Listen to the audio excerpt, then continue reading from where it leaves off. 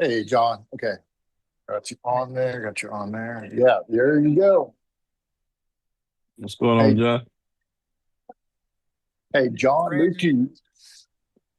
move to your left just a little bit. No, other way. Sorry. Well, I knew I was gonna. There you go. There you go. Okay, y'all are good. I have y'all out there on the monitors out there, so we should be good to go.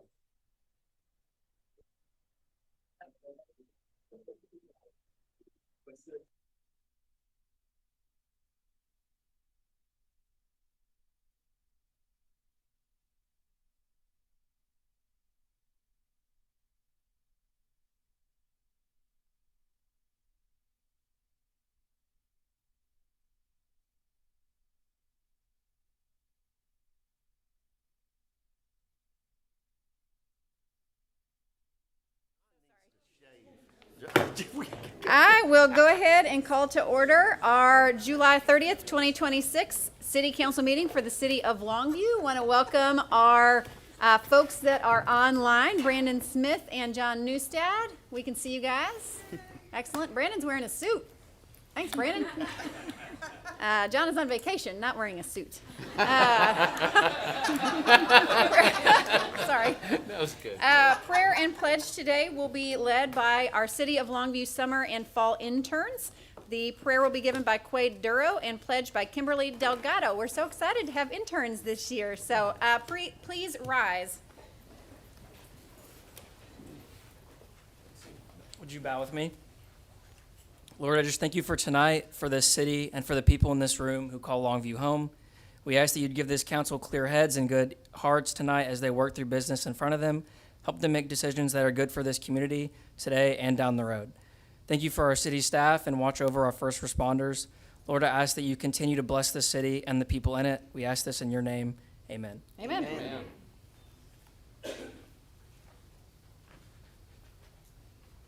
And now for the pledge.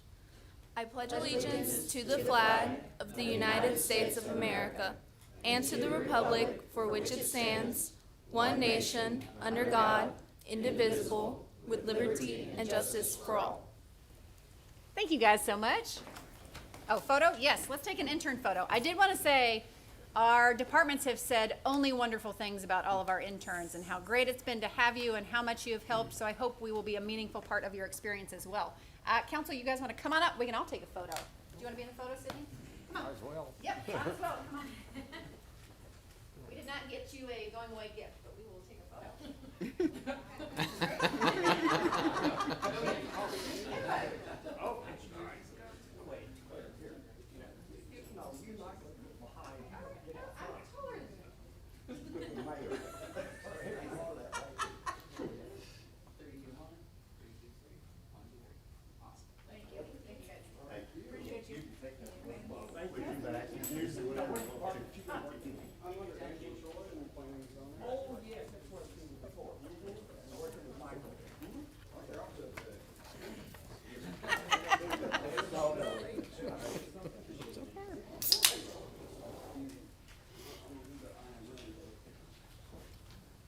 Thank you guys very much.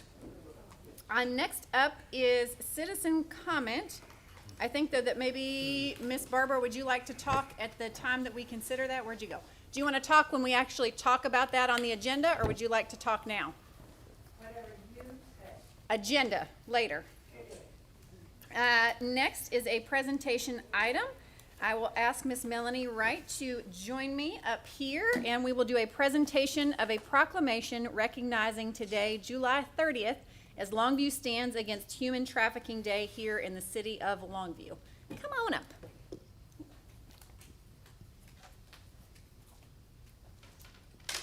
Thank you, ma'am. Would you like to say something? No. Well, we just had our prayer gathering Sunday night at the Gregg County Courthouse and steps, and we had a wonderful turnout. We just want to continue showing up in Longview, being education, awareness, and connecting survivors to where they need to go, and just connecting everybody. Awesome. Well, Melanie, we sure appreciate all that you do. But today we are here to talk about World Day Against Trafficking for Persons, because July 30th is World Day Against Trafficking in Persons, Human trafficking continues to be a billion-dollar criminal industry that denies freedom to approximately 40.3 million people worldwide, and Texas is currently estimated to have over 313,000 victims of human trafficking, including 79,000 victims of child sex trafficking. Human trafficking is modern-day slavery, which denies human dignity and freedom and is found in the United States most often in the form of sexual exploitation, forced labor, involuntary servitude, and debt bondage. Even though awareness of this crime is growing, human trafficking continues to go unreported due to its isolating nature, the misunderstanding of its definition, and the lack of awareness about its indicators. Increased community education on how to identify victims of human trafficking, along with increased knowledge of local resources and services for those affected by these criminal actions, and the public being vigilant to report suspicious activity to local law enforcement, will support victims of human trafficking and help diminish the number of future victims. The City of Longview joins the HEPTA Coalition in its dedication to collaborating with the community to offer hope for survivors and educating the community through awareness, partnering with law enforcement, providers, victim services, and churches, and assisting survivors with transforming their journey into wholeness and restoration, and joining forces with the community to ensure survivors have proper aftercare. And even though awareness of this crime is growing, human trafficking continues to go unreported due to its isolating nature, the misunderstanding, and the lack of awareness. It is now my privilege as mayor of the City of Longview to hereby proclaim today, July 30th, as World Day Against Trafficking in Persons here in the City of Longview. Congratulations and thank you for all that you do.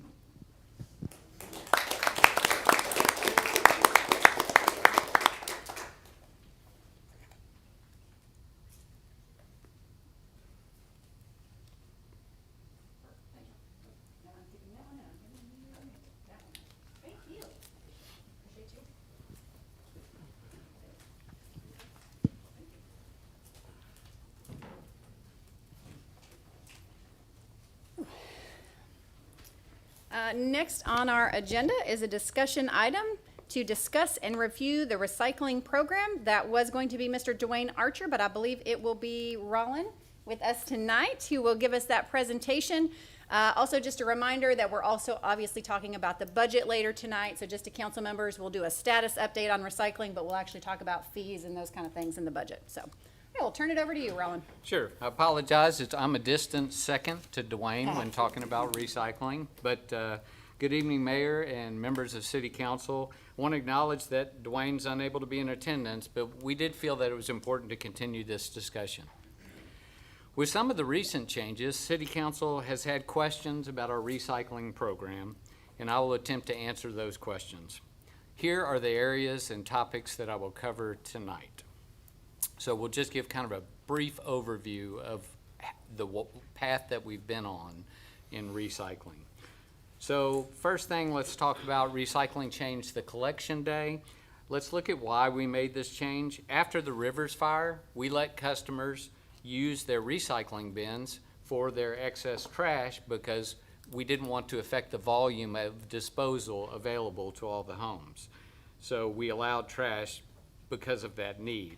So restarting the program created a disposal mindset that led to a high contamination rate. And nearly every load was being rejected, keeping the sanitation recycling on the same day. We needed a way to provide that service to our customers that really wanted to participate, so we staggered the sanitation and recycling days. This has actually been highly successful. We have fixed the contamination rate on the recyclables. Another change was the acceptable lists of plastics that were provided. The original MRF, Rivers Recycling, always accepted numbers 1 through number 7s, and we'll go through those resin numbers in just a minute. But we really encourage residents to only recycle 1s and 2s because that's where the market was. When NETEX opened, they accepted the same 1 through 7 that Rivers had accepted. So we made the adjustment and told all of our citizens and customers, hey, you can dispose of numbers 1 through 7. However, NETEX notified us that markets changed and they made the decision to only accept 1, 2, and 5 plastics. So the important thing to remember out of that 1, 2, and 5 is that's where 90% of the recyclables actually are. 90% of what is actually recycled are those things. This next chart gives you the resident identification code, and that's the numbers when we refer to the plastic. So as you can see, the clamshells, the water bottles, detergent bottles, pill bottles, those are all standard things that are recycled currently. Not many of us recycle PVC pipe, the film and things like that. Those were the things that were creating problems for NETEX. The other things are styrofoam, which most people don't, it's not recyclable, so typically, and then cosmetic containers or baby bottles, those are 7s. So those are the ones that are not accepted now. So when we talk about the status of recycling, we really need to talk about participation rate. And at one time, we had a 50% participation rate. So half our customers were participating in that, and we were producing about 300 tons per month of recyclable materials. However, the contamination rate at the height of our recycling program and participation was also extremely high. Currently, our participation rate is at 12%. So 12% of our customers are actively participating in the secondary recycling collection day. However, we have very clean recyclables. So before the fire at Rivers, we were seeing more than 300 tons, and this is a graph representing just a few months of Rivers recycling versus what we are recycling today. So you can see it's a fraction of the materials that we were sending to the recycling facility. However, I do want to say that the single stream materials are cleaner than most other cities. As a brief aside note, I wanted to acknowledge the tremendous benefit of the compost site. As shown on this chart, the compost site diverts significantly more material away from the landfill each month than even our recycling program at its peak. So I think that just speaks to the things that we're doing are actually cost avoidance for our customers. The other thing that I want to talk about is what are the costs or the additional costs required of the city to provide the recycling service. And so these are an itemized list of those costs, which includes expenses for the additional staff, equipment, and disposal. So that is what it takes us in addition to the money we spend collecting trash. It's important to note that China's impact on recycling can't be denied. Leading up to our deployment of the 95-gallon bins, which was some 12 years ago probably, China was purchasing a lot of material. Everything we could package up and send to them, they were purchasing. However, in 2018, there was a shock to the market because China implemented a ban on most plastics and would not accept them any longer. So when they did that, the market for those items disappeared. In our local area, we managed to make it through those changes, as well as the cost of the disposal with our local MRF until it was on fire. We're now paying nearly $100 per ton, which is about the national average, for disposal of recyclable materials. The U.S. has been working to build those new markets and processing systems, but obviously there's been a lag. So when we talk about recycling in other communities, I think it's important to note that Longview is the largest municipal recycling program in East Texas. Many smaller communities have a private company handle their trash and recycling. They all use NETEX. Tyler offers recycling as a subscription service of $6 per month. They have about 4,000 subscribers. So Tyler's single stream subscription recyclable materials also go to NETEX. That concludes the overview of kind of where we're at with sanitation and what's going on with our market. Thank you, Roland. And I had asked Dwayne and Roland to have a presentation on recycling, just simply because I thought a good status update would be appropriate, not necessarily that we were recommending changes, but a good discussion at council level, as well as making sure we have information available to the public. I know that I personally get a lot of questions or see a lot of comments about the changes maintaining our recycling program now, which you didn't really talk about, but is just the reality. We have one recycling partner with NETEX, and if they are out for the week, we have to use our communications team to get that information out there. If they stop accepting one type of plastics, we have to get that out to our customers. And so that does create, and I don't know that that's reflected in the dollar amount there, that creates additional work on the city. And honestly, some bad feelings from our residents, even though they are participating in the recycling program, because it's hard to explain that it's not us making those changes. We are simply responding so that we can keep the program. So I just felt like we needed to have a conversation. Maybe everybody wants to keep it exactly the same, but that is why I asked for it on there. I felt like even with the recycling customers that we do have, there's still confusion about the changes that we continue to have to implement to keep the program. And that's not us as a city, that's just nationally recycling, struggling because nobody wants to buy recyclables. So anyway, I don't know if any others have questions or comments. Go ahead, Sydney. Okay, would you put the slide, all right, just checking. Would you put the slide back up, please, that showed the cost? Or I don't guess y'all have it. Okay, all right. Do the people watching on TV, do they have this? Yes, sir. Okay. You got revenue there, and you got employee cost. All right. With recycling, we're running 2 independent routes. Now, in my home, these are the same routes. We run trash on Thursday, and we run recycling on Friday. Now, and don't misunderstand me. That means we run the same trucks, we run the same employees, and we follow the same routes 2 days a week. Previously, we did it 1 day a week. And I am sure it cost us more than $60,000 to run for a year, to run all of Longview routes for recycling.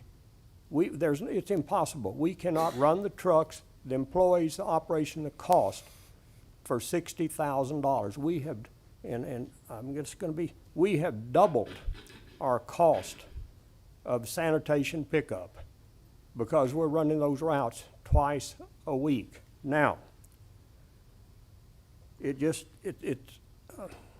that cost is not.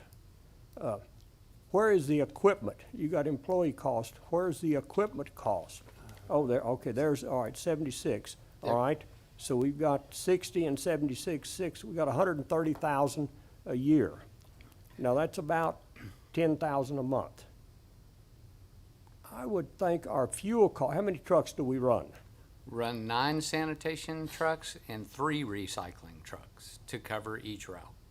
Why do we run just 3 recycling? Because the volume, there's not as much volume. Well, how do we decide which areas? Doesn't everybody in Longview still have a recycling bin and a trash bin? Yes, sir. How do we decide which ones we're not going to pick up on the recycling day? We pick up all of them on the recycling There's day. just very few of them out, There's just so they very just few. In drive other words, faster. we can run a recycling route with 3 trucks, and it takes us 9 trucks to run a trash route. Yes, sir. That doesn't make any sense. Well, the trash would have maybe 1 or 2 bins at every home. Like if you look in your neighborhood, there's I probably, just asked, doesn't every home have a recycling bin in but they don't Longview? use it. They have it, but they probably don't use it on the recycling day. Like in my neighborhood, I would say 30% of people have their bin out on the second day. All right, so what about people, so let me see. How do we determine which ones we're gonna run recycling on and which ones we're not? They're opting in. If they put their bin out, we're picking it up.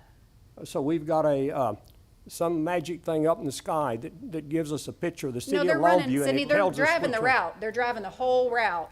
But if Oh, one okay. person of 20 people has their bin out, it just takes them way less time because they But only we're have to driving stop. the same route. Yes, just So we're- stopping way less.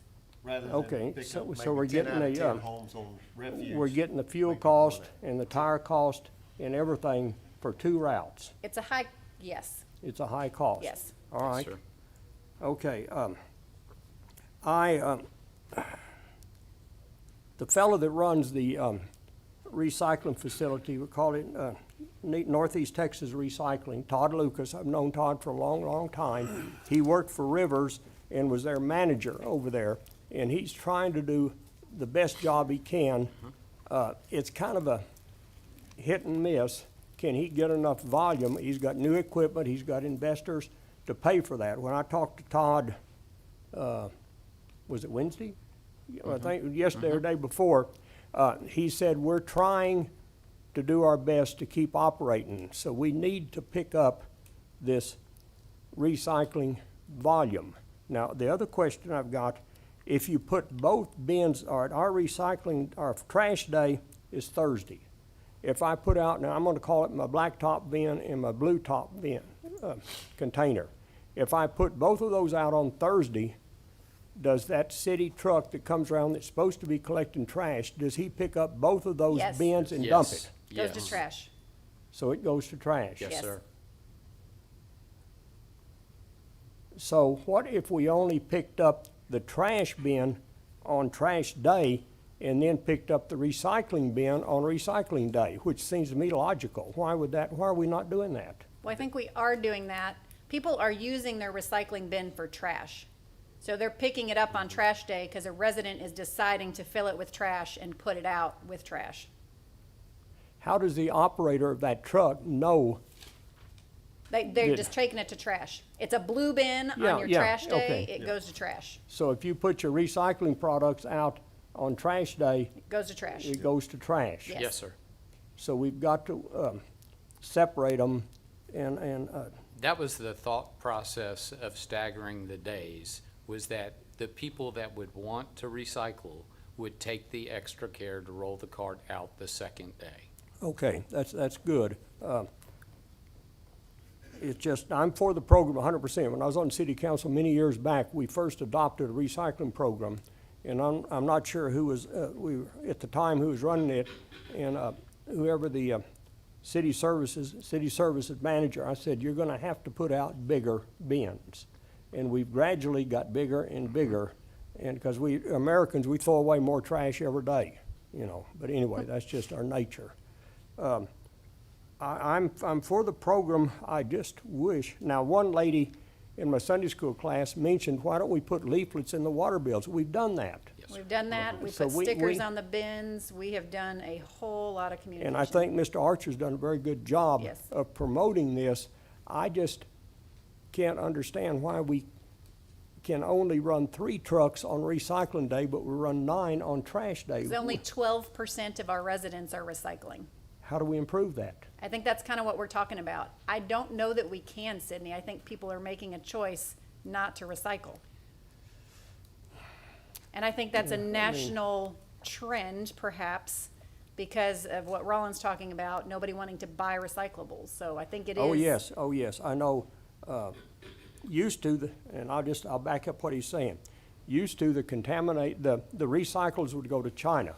Well, China got tired of fooling with the stuff, because a lot of it was just trash. I mean, I'll joke here a little bit. You take a dead cat and put him in a box and ship him to China, he's not gonna smell very good when he gets there. And so China said, we're not taking that. Okay, from China, we went to Vietnam. And Vietnam got tired of taking it also. And I think from Vietnam now, I'm not sure we're going to Bangladesh, I'm thinking, or something where this stuff is being shipped to. So it's not a good market. It's got to be clean. Now, what we're doing now is clean. There's a good market for clean stuff, and we've got to keep it clean. Todd said we're doing an excellent job there, but we've got to increase the volume. That's it. Yeah, Thank you. yeah. I mean, I think that's the discussion. Yes, Derek? Well, first I want to say, best wishes to Dwayne Archer and his health. I hope he understand he's doing better, and appreciate that. Thank you. And I just want to commend Dwayne Archer on, I love the social media. You know, I was hoping I could be one of the lucky winners of the contest. I don't know if I'm eligible for that, might be, but that I've seen some positive ways to promote. So I appreciate, can we go back to that slide about the revenue, please? The cost.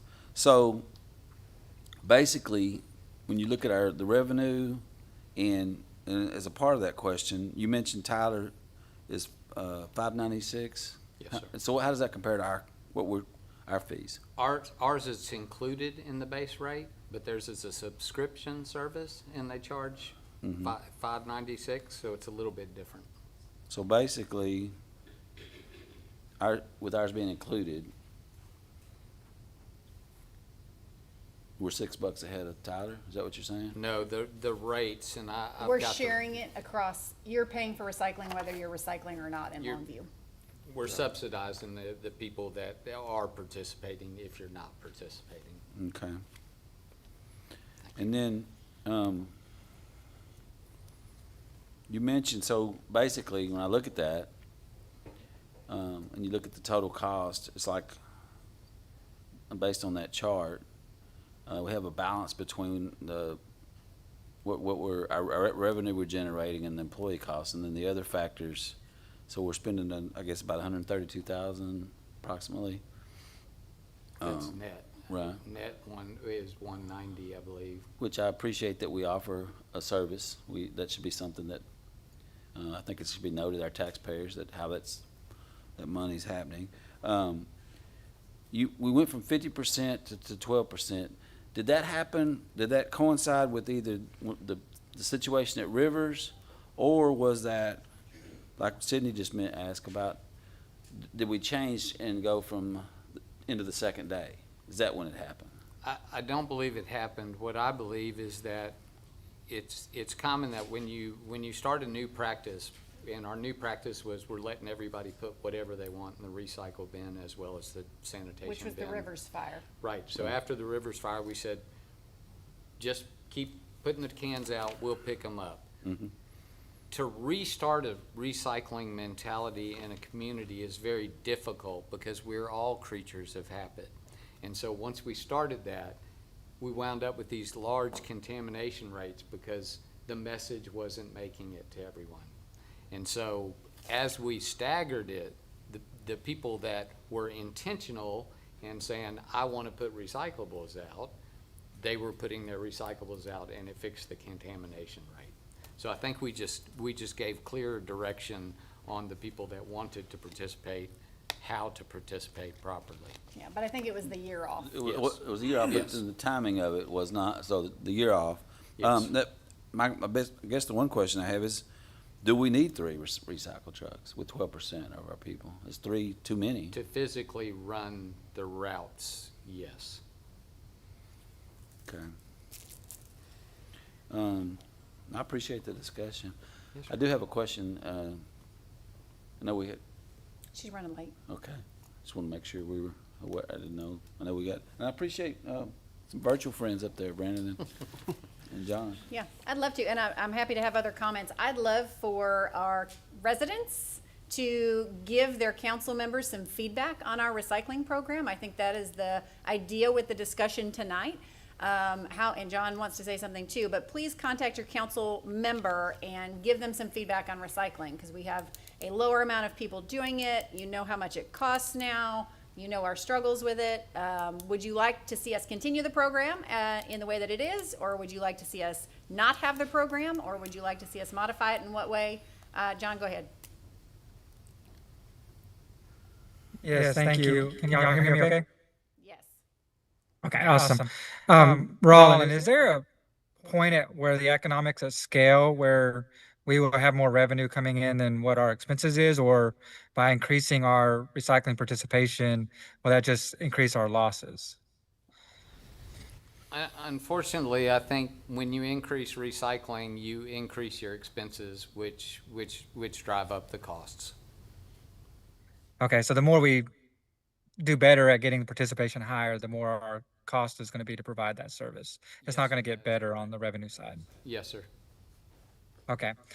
And then what if we go to like not necessarily a subscription model like Tyler's doing, where it costs a fee to participate, but they can opt in. And so those that opt in, they run the routes to pick up those specific trash instead of running the full route, because the people that participate are going to be the ones that tend to participate, and the ones that don't are going to be the ones that don't. I don't think it's, I think it's more of a regular deal than something that's people just do every once in a while.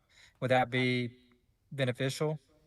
So there's a way, and of course, Dwayne is much better versed at explaining this than me, but I will tell you that when we looked at a subscription-based model, if you got 15% participation, you could charge $5 per month for that service. So that's what you would need to break even. You would have to have a 15% participation rate with a $5 a month fee. What I will tell you is the efforts of the Blue Crew that many of you mentioned and said, this is great, we've done some things to promote that. We have 350 participants of that initiative. In the whole city of Longview. Yes, sir. So that's the give and take. So it's either, just from me standing up, it's kind of like if you want to keep the program going, you just have to acknowledge that the participation rate may be lower than what we'd like, and hope we drive that up through continued practice. Yeah. And what's the Talk about- participation rate? Go ahead, John. I'm sorry? What's the participation rate right now, percentage? It's 12%, and then the Blue Crew members who are our advocates for recycling, there are 350 about Blue Crew members. So are we at that percentage now or not? We're at, no, we've got 12% participation rate where we used to be at 50, and the Blue Crew participants is very minimal.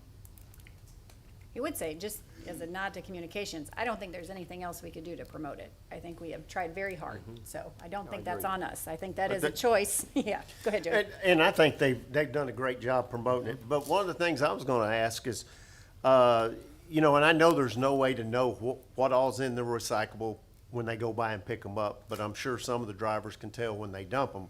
Are we looking at most canisters being 25% full, 50% full? Do you look at a bi-monthly situation in order to keep it? Do we survive with that? Is that something to look at or to consider? As far as bi-monthly Right. collection of the recyclables? Yes, second and fourth weeks of the month, whatever. It's certainly something we can look at. I do think part of the problem with our participation rate is not due to the administration of it, but I do think it is to the number of changes and the frequency That of we changes make. that we make. And I know taking this, you said it's a little over $100 a ton when we take it Yes, sir. to NETEC. And going to taking our sanitation out to the dump is what, about 35, 40? It's right in that $35, neighborhood, $40 yes, sir. a ton. So we're paying quite a bit extra to do this. And without people coming in and committing to be a part of it, we're gonna always lose money. Yes, sir. We're not gonna get ahead of it. So I think it's gonna speak volumes what the people in the city do. If you wanna see recycling, you Can I gotta add get a on little- board. Could I add a little bit to that?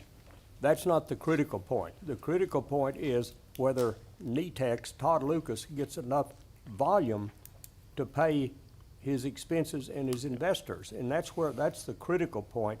I mean, if he could run on 12%, we'd be good. But he can't continue running on 12%. It's something, he's got to pick up more commercial accounts, or he's got to doing something. In other words, if we're gonna help him, literally, if we're gonna help the company stay in business, we need to get above 12%. Now, it's clean stuff, it's good, but 12% is not enough volume. You go over there and look at his operation, it's very complex when you start sorting, separating, and all of that. And 12% from City of Longview is gonna be a stretch for him to continue to operate. And I'll say this, if he closes down, that's it. There will be no recycling. That's correct. So, with that point, going back, do we have figures, will we research and see what Tyler's, no, with the subscription, option? What, do we know what Tyler, it says we have 4,000, they have 4,000. But do you know what subscribers. percentage that is as far as? Mr. Derrick, I asked Todd that. I asked Todd. He gets 2 truckloads a week From Tyler. Tyler? Yeah, and we give him 12, or how many do we give him? How many truckloads? Anyway, he gets Yes. 2 More a from week. us, yeah. 12. We give him around 12. Tyler brings him 2. And there's nobody else they can go to. I mean, they come to he's actually between here and Kilgore. They come to Kilgore because there's no place else for those recyclables. You can haul them to Dallas, but my Lord. I think that's an interesting point, Sydney. So in addition to us considering whether we will continue to offer recycling, you're saying if we don't increase our participation, we're gonna lose our recycling partner anyway. Not gonna be an option. Right. Yes, Yeah. yes. Well, that's yes. certainly information that I think we want people to have, because we will need people to participate in greater volume than they are now, in addition to us talking about whether to continue our program. And I did speak with Ron. I'm glad we brought this up tonight, and I did speak to Ron about this earlier. And a lot of people say, well, if you change your recycling, your pickup, why can't you put bins somewhere in certain areas of the city that people could take their recyclables? If you've ever been to an area that has those bins, it begins to look like a trash dump and it's scattered everywhere. I know that's not something that I would even consider just from what I've seen in the past. So, I mean, it falls on the shoulders of the people in the city of Longview.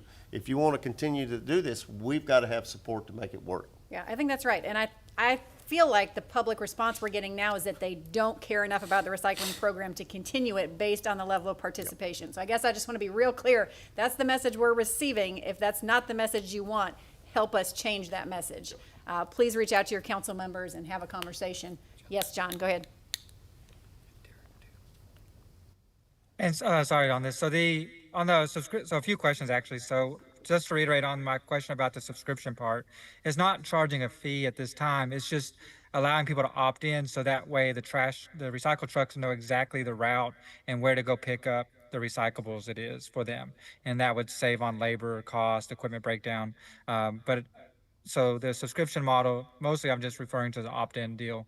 And then what you can do on the other side of that is those that are using the recycles as a trash bin, they're actually contributing more to the landfill without paying an additional fee for contributing to the landfill. So they would lose their recyclable bin if they don't opt in. So you get a recyclable bin if you opt in to that option. And then that limited amount of trash bin may increase participation in recycling to help divert some trash from the trash bin. And then also on the economic development point, is there any employers or manufacturers, site selectors, developers, any of these that consider like a municipal recycle program or a recyclable program locally that would be affected in our economic development part of it? What does that mean? I think he's asking if businesses would need us to have a recycling partner. I would say, I would guess maybe not, since they're not obviously using the recycling partner, because if they were, they'd have enough business to do it without If you'll, us. over at the mall, where there's, all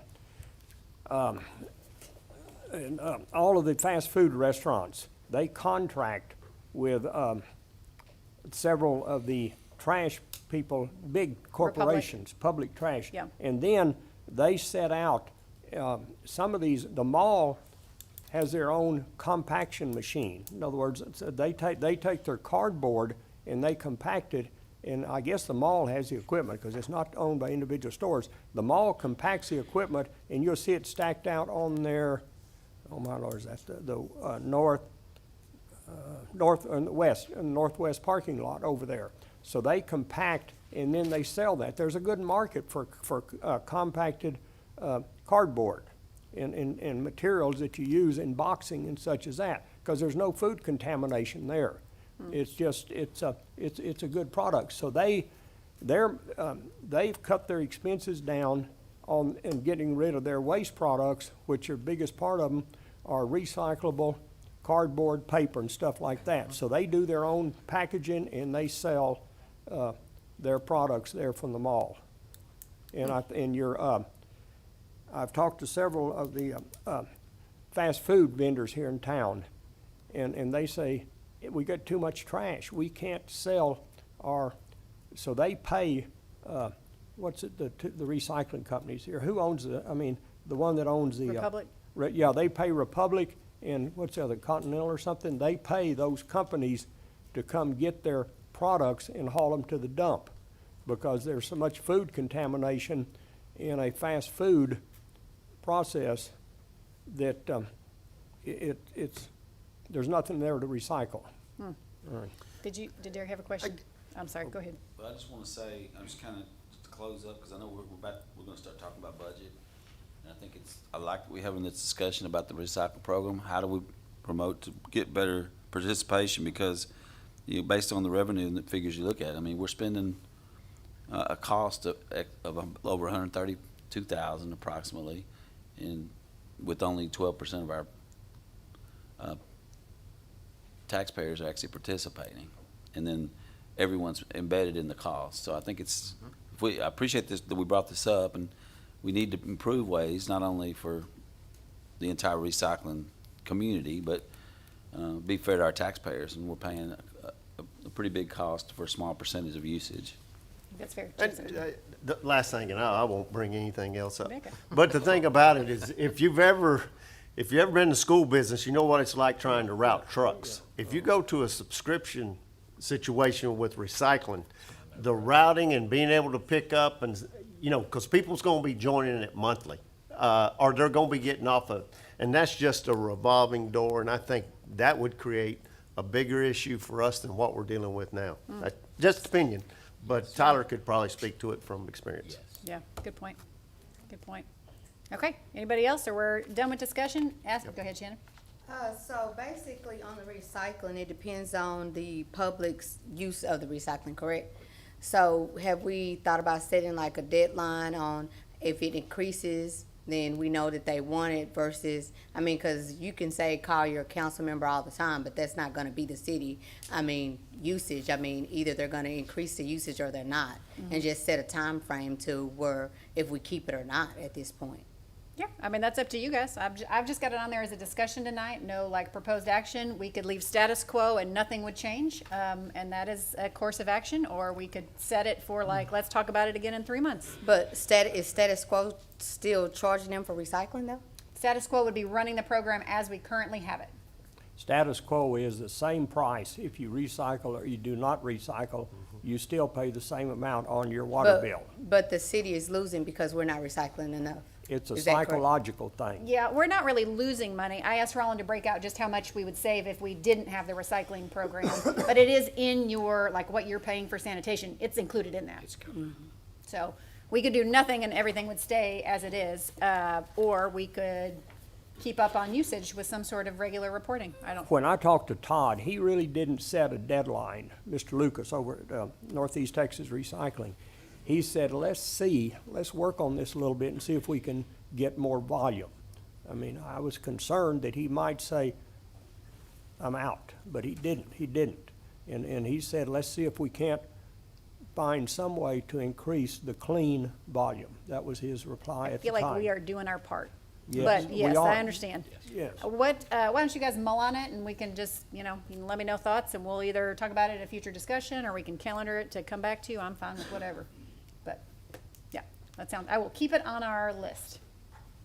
All right, let's move on from discussion now. I've got consent agenda is next. Are there any items you guys would like to pull off for further discussion or information? Yes, ma'am. What you got? C and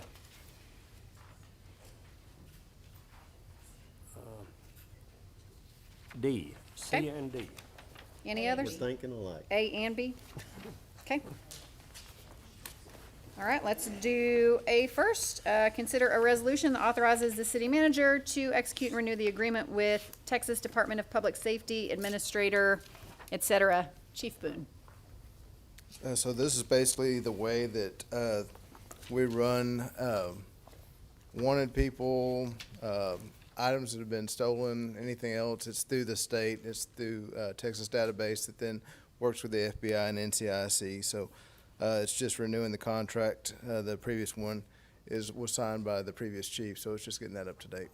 Okay, and you said that it is monitoring things that are stolen It's What do you not think? monitoring. Basically, every police department, any law enforcement agency in the country, they put into NCIC, and then TLITS is the method through the state of Texas that's monitored or administered by Texas DPS that allows each of your communications, each of your comm center to gather that data.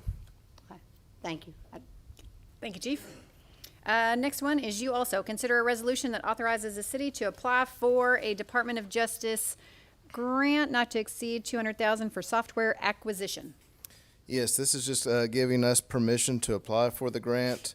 This is for software, and it's a 100% match. And this software, basically, this would be crime analytics if we're approved to, if y'all allow us to apply for it, and then if we're approved for it. So exactly what does it do, though? That's, what does the grant allow you to do? The grant allows us to apply to actually purchase a software system, and basically what this software system potentially does, it connects every database, other law enforcement agencies. It allows you to search people through other databases that we currently do not have access to. It's even gets off into photos, and it's quite a few databases that it pulls together that would take hundreds of hours for one person to go through each one of those by themselves. Okay, thank you. That's all I had. Thank you. Good question. Kind of a hot topic, the monitoring and software and stuff. So while we're on it, I'm just going to say thank you, Chief, for not having any flock cameras or monitoring here in the city of Longview.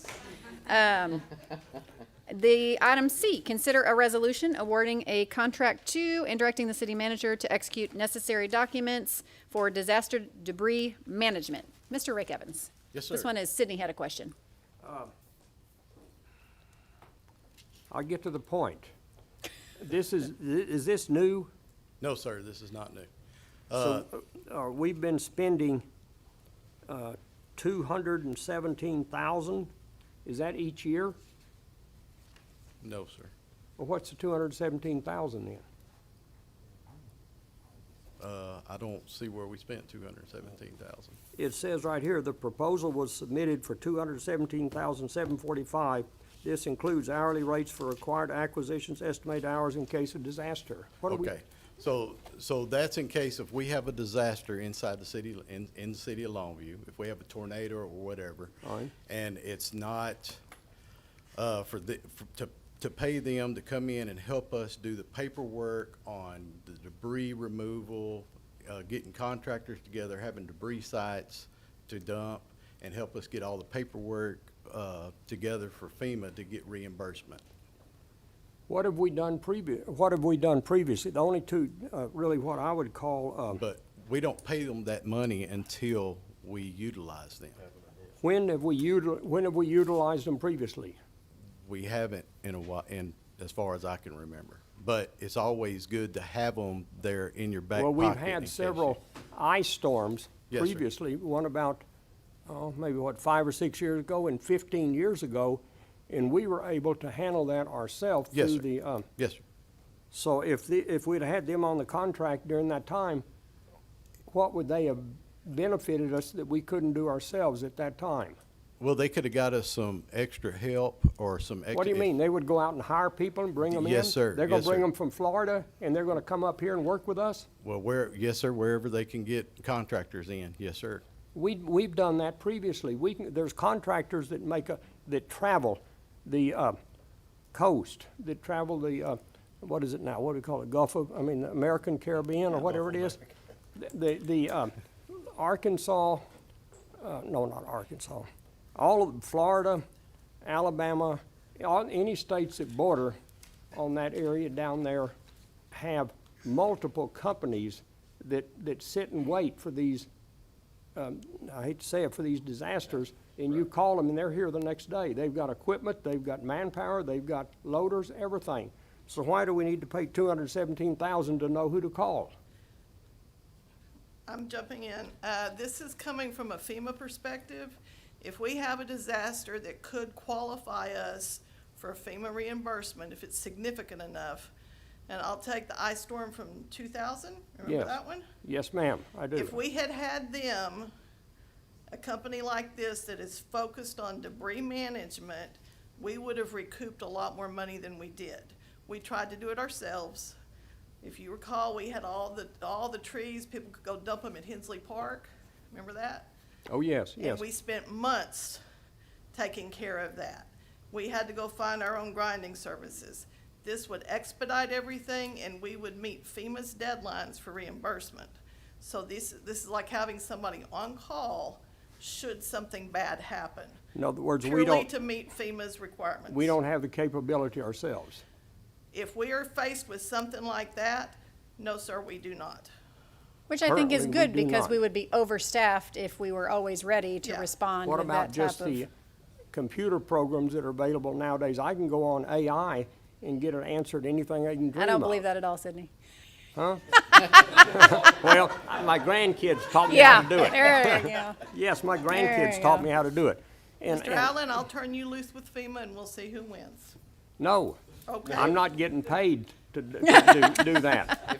But if you have to pay me $217,000, I think I can go find somebody that knows how to This is fill out a a form. recommended protocol through the Texas Division of Emergency Management to manage these types of issues, particularly with jurisdictions our size. What do you mean by protocol?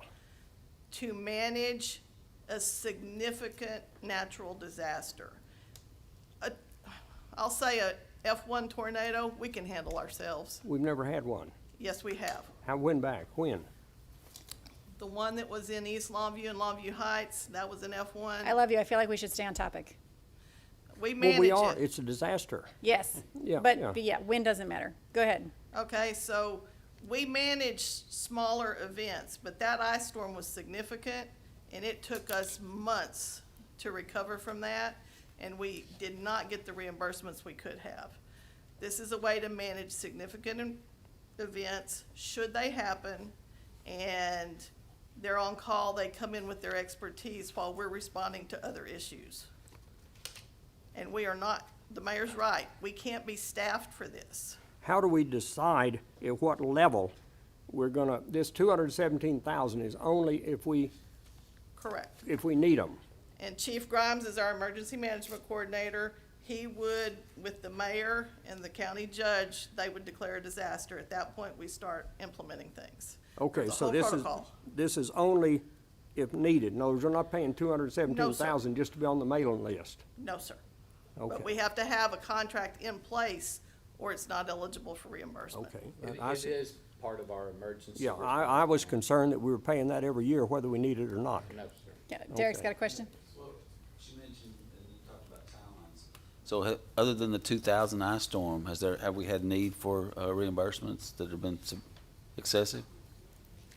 We've submitted a ton of reimbursements to FEMA, but we've never had enough. If you remember, with all the trees from the straight line winds, one of the things, we took all those trees and those trunks and moved them and took our streets and drainage crews off of their original operations, sent them to collect everything. So we didn't do any street patching, we didn't do any drainage work. We were just picking up trees and bringing them to the compost site, and then we can't do anything with them, and that's when we've had fires, and of course, those things have cured themselves.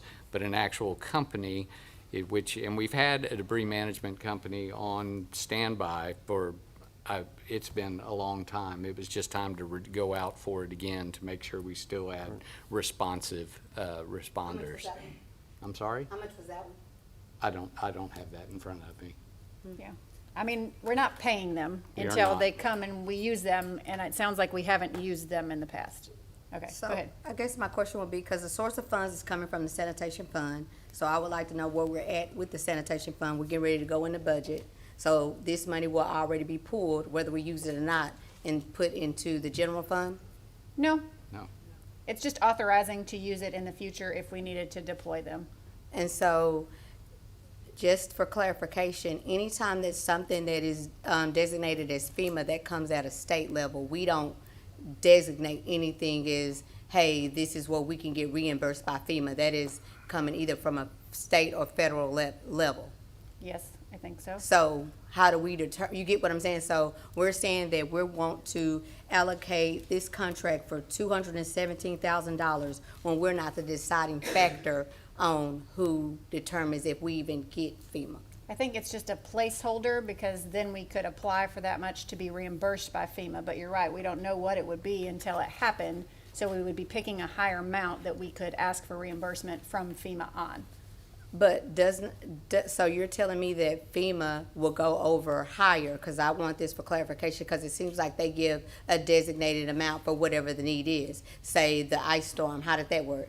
When we had the ice storm and whatever we paid out and what happened with that? On an emergency event that is FEMA eligible, we are reimbursed for people, time, equipment, and disposal costs. We just have to have it documented. Mhm.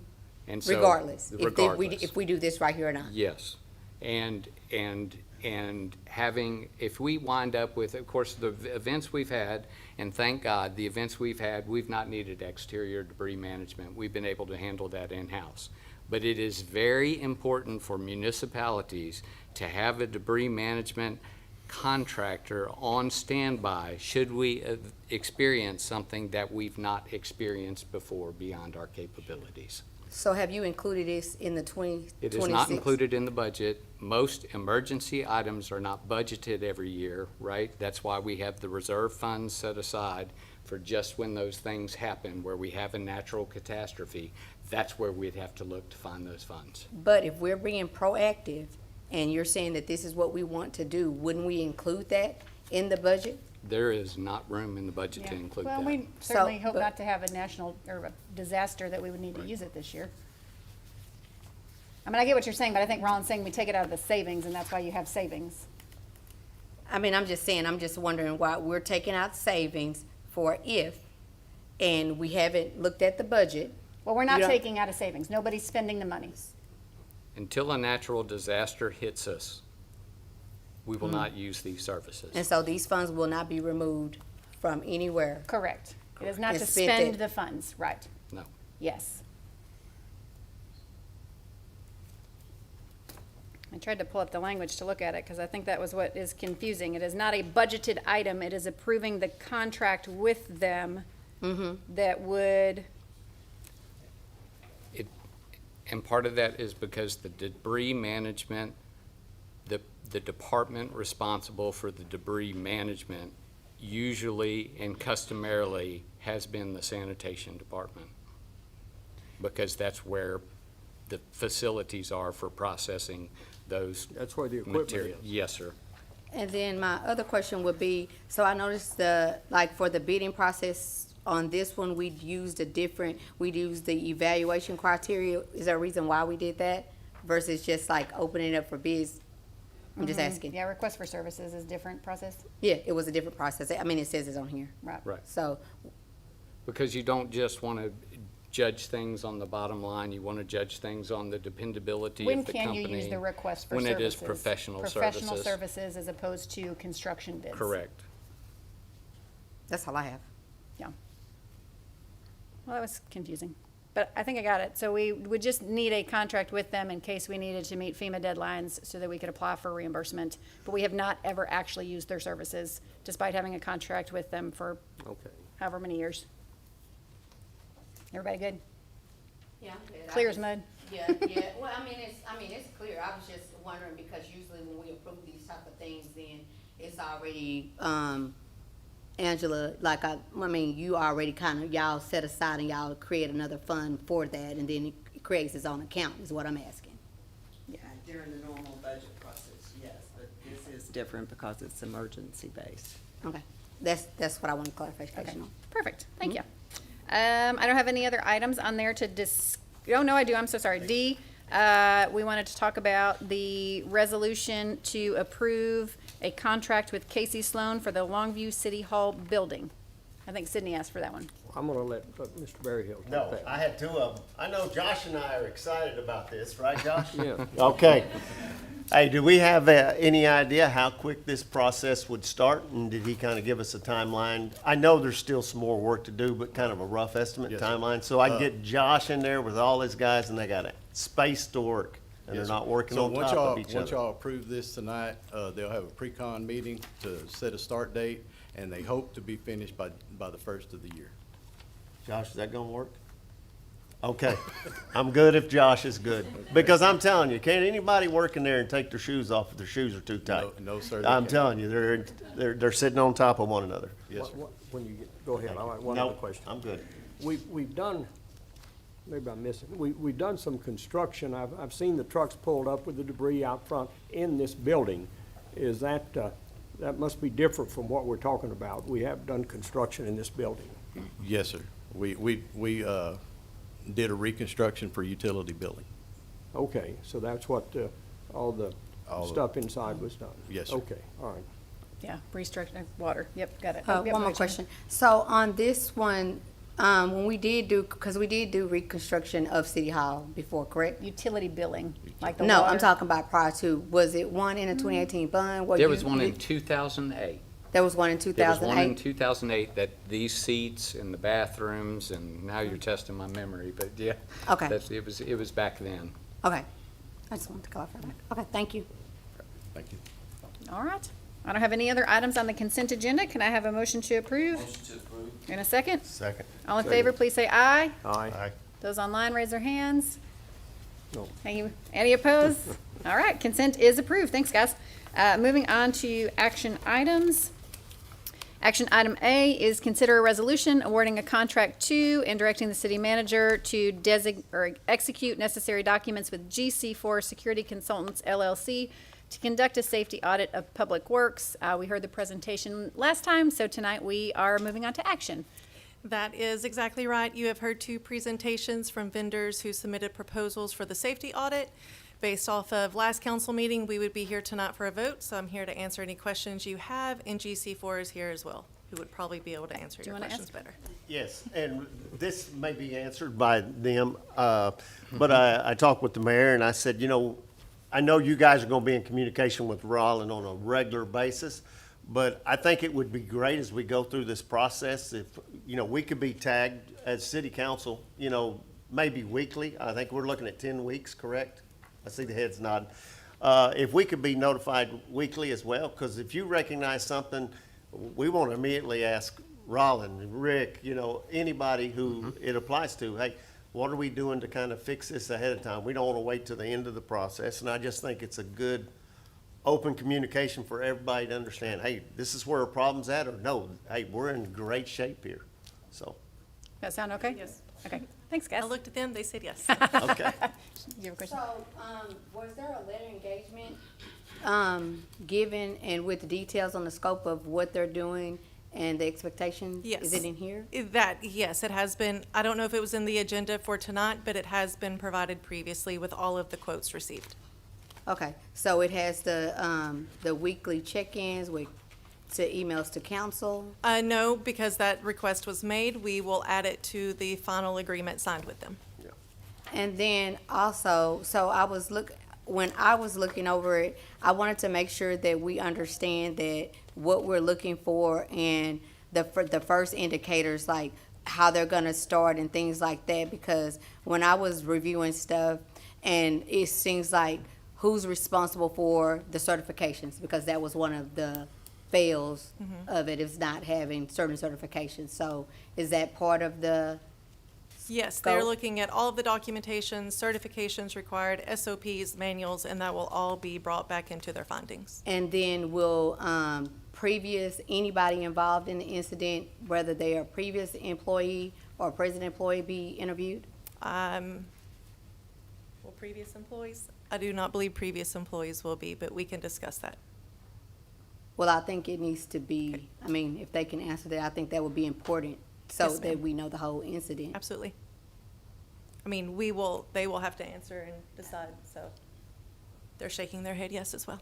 Of course, we Yes. don't have the ability to make them, but we can Right. certainly request. I mean, we can request, but, Yes. I mean, I'm not saying we can make them, but I do want to see that we requested in their response. Sure. As to, you know, why they're not wanting to answer any questions, because in order for us to, I think that if we want to actually do what we need to do in this instance, we need to know exactly what happened from the people that were there, whether they're current employees or not, so that we can make sure that we're going in the right direction and what we're looking for. Because, yeah, we're doing an audit, but I don't want anything to be overlooked. I wouldn't think council wouldn't, because we wouldn't be going through all of this. Because to me, when I get a question from a constituent, and it was really, I mean, I understood where they were coming from, but I know as a council why we're doing this. But their question to me was, why are we paying somebody $86,000 for a 10-week to come and do an audit when we have supervisors, city managers, and things of that nature? So to me, to clarify for the constituents and the taxpayers with their taxpayer dollars, to make them understand why we're doing this, and to make sure that everything is done the most efficiently as possibly without leaving no stone unturned. And my thing is starting with exactly what happened and making sure that we do encourage people to talk to them and make sure that the employees feel safe in saying whatever it is. And so Absolutely. I do want that to make sure that that is in the scope of practice, because it is a very, very, very serious thing that we're doing here. And when we look at, hey, we have somebody that unfortunately did lose their life. And for me personally, and I know the council feels the same way, our goal is to make sure that our employees, all our employees, go home safe. And so if there's anything that we can do in this process, I do expect to see it. I do expect emails from GC4 when we go into this with y'all. I don't expect for anything to be unturned at this point, because there are certain situations, because I couldn't understand myself as to how another department is working on TCQ certifications. And that was done in, I think, development services. So it's things like that that if I can already find this, I need to see those things. Absolutely. Yeah, they said they will communicate, so. Sure, I think that's actually a really good point, like You see what I'm reason- saying? Sure, Mhm. and the reason you Because- have that third party is because if you have someone that's still an employee answering to their supervisor or manager, you may not get that factual answer. So I think that is one of the benefits of having a third party come in and do it. But And I that's a just good want point. the third party to be, Absolutely. going straight to the source versus, because when we're asking the people that were already supervising this situation, that's a different thing than actually interviewing Yeah, the I employees. follow you. And I want to make sure that happens. Sure. Derek. I just want to, we did mention at the last meeting about, this is an outside source, like you just mentioned. And as far as our taxpayers, we don't want to spend $86,000, but we want to make sure we establish, I think it was mentioned last meeting about protocols in these meetings and being able to monitor and see results from this. And so, when we look at money, we want to also understand we got to take care of our people, make sure they're safe. And I think I love the explanation we just had by Ms. Moore and Ms. Ishihara that this is a one-time outside source, and let's get this right. And I love Mr. Berryhill mentioning about getting the updates, because we'd like to be involved with it and make sure tragedies don't happen again under our watch. Yeah, good call. I see Brandon's hand. Go ahead, Brandon. Yeah, last meeting, I believe Dustin, he spoke about recording our data in the app that he had, and he mentioned giving us 6 months free, but we didn't discuss keeping that going, and if we do it, what cost would that app cost us to continue to record the data that we receive during this whole process and after it's all over? Yeah, do you know offhand what it costs to keep it if we did it after the free trial? It's tiered by the number of employees that would have the service. Okay, could you maybe email that to us after the meeting? Yeah. Okay, perfect. We will get that information. Yes. So how many employees do we have in Public Works? Oh, in Public Works, we have 175, 180? So with employees with about 175, do you have an idea? If you wanted to give everybody access to it, it would be somewhere around $7 or $8 per employee. Per employee on a monthly basis? It's per month. Thank you, that helps. If you wanted to just keep it to where it was just supervisors and the safety department, it would be, I'm assuming that'd be around 20. We won't hold you to it. It's okay. Yeah, We'll- but that We'll helps. get a breakdown an of the idea. program, Yes. the software, Yeah. and the different levels, so we Yeah. can share. Thank you. Excuse me. Yes. Access to what information? I mean, to everything or what? I mean, it's obvious that a fella running a backhoe doesn't need to know what the guys doing the trash trucks or what their safety procedure is. So when you said all information, I'm a little, We're not making any decisions. We're just kind of, Brandon's right. We had the free 6 months and then we didn't know what it was after is all he was asking to start with, kind of started the conversation. But we're not deep in the details, but who would need access to the information on there? oh, okay, who would need access, right, right. We're not gonna dump a whole bunch of information on everybody out there. No, okay, thank you. That's what I say, just roughly, looking at about $15,000 a year if you chose to do that for every employee that was at Seems Public very Works. reasonable. Yeah, yeah. Small. Perfect. Thank you. Any other questions while we got them up there or other discussion? You guys were good with kind of a weekly report. Is that okay to council? Okay. Let's get Perfect. started. Well, you need to make a motion. I make the motion, we approve GC4 security consultants. Okay, and a second? Second. I have a motion and a second. All in favor, please say aye or raise your hand. Aye. Any opposed? Item is approved. Thank you guys so much for being here. We appreciate you very much and look forward to working with you. Thank you. Action item B, consider a resolution of the council approving the annual action plan for CDBG and home grant budgets, fund reallocations, and supporting policy documents with Mr. Parker Harrison, our community development manager. I will turn it over to you. Good evening, Mayor, Council, City Manager. I'm requesting the approval of a resolution to adopt the 26-27 one-year consolidated action plan and amendment to reallocate some previous CDBG and home ARP funds. Each year, the action plan and any amendments to previous year plans with change to scope and activities require an approval of the City Council.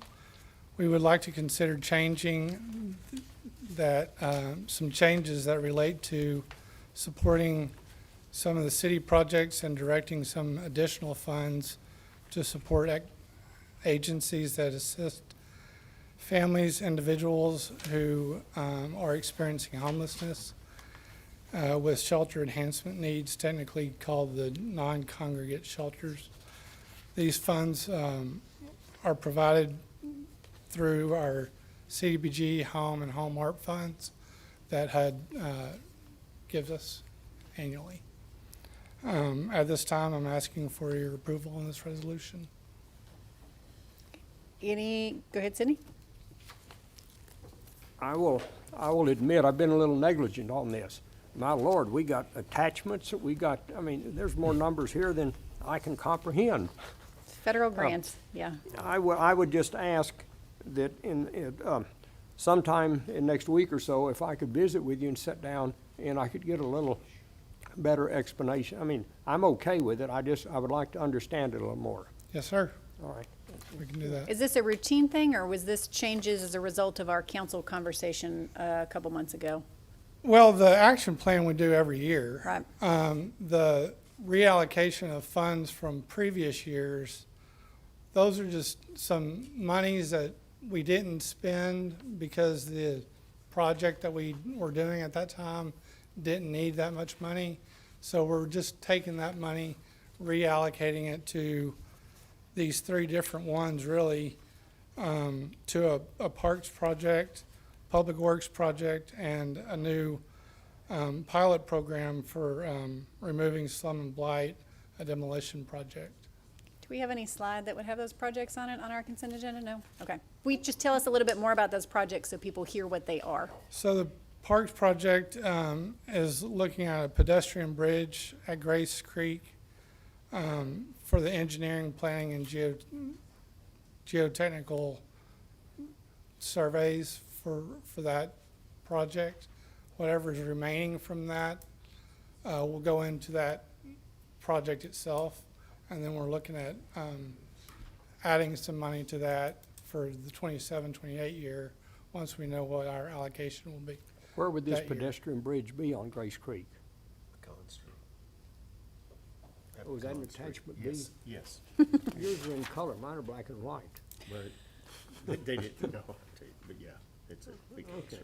Okay, all right, thank you. Okay, well, thank you. I think that was responsive. I know we had a CDBG conversation several months ago, just kind of an update to council with a little more direction to, can we do things that would be like benefiting our parks, Yes. treats, those kind of things. So that sounds responsive to me, so. Any questions for Mr. Harrison or comments? No, I'm just looking at all of the projects on here that's highlighted and, I mean, there's some good things on here, so I have no questions and a motion to approve.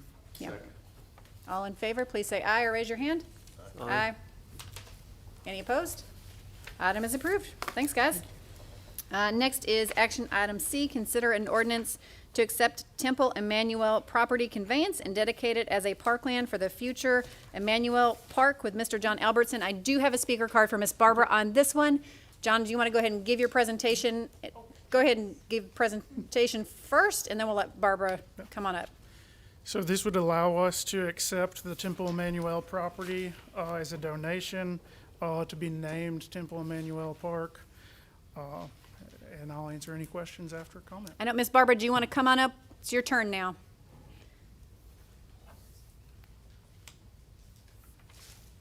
I have new knees, so can I hold these hands? Greetings, honorable people. Thank you for what you do. I am Barbara McClellan. I'm speaking in behalf of the Jewish Temple donation to the city. I am not Jewish, but I am a member of Temple Emanu-El. I'm the soloist there. Well, I'm 87 now. I sort of croak a little. But it's a very sacred, holy place to many of us. The temple was built in 1957, and it has been a really great place for those of us who feel that the Jewish people deserve the same rights as all the 99 Protestants, and I am one of those too.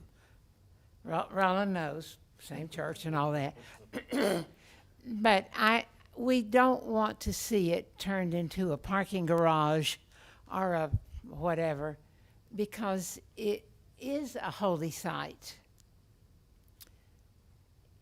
We think if it were used as a community project of some sort by the name of Bethel Park, we would still be honoring the many generations.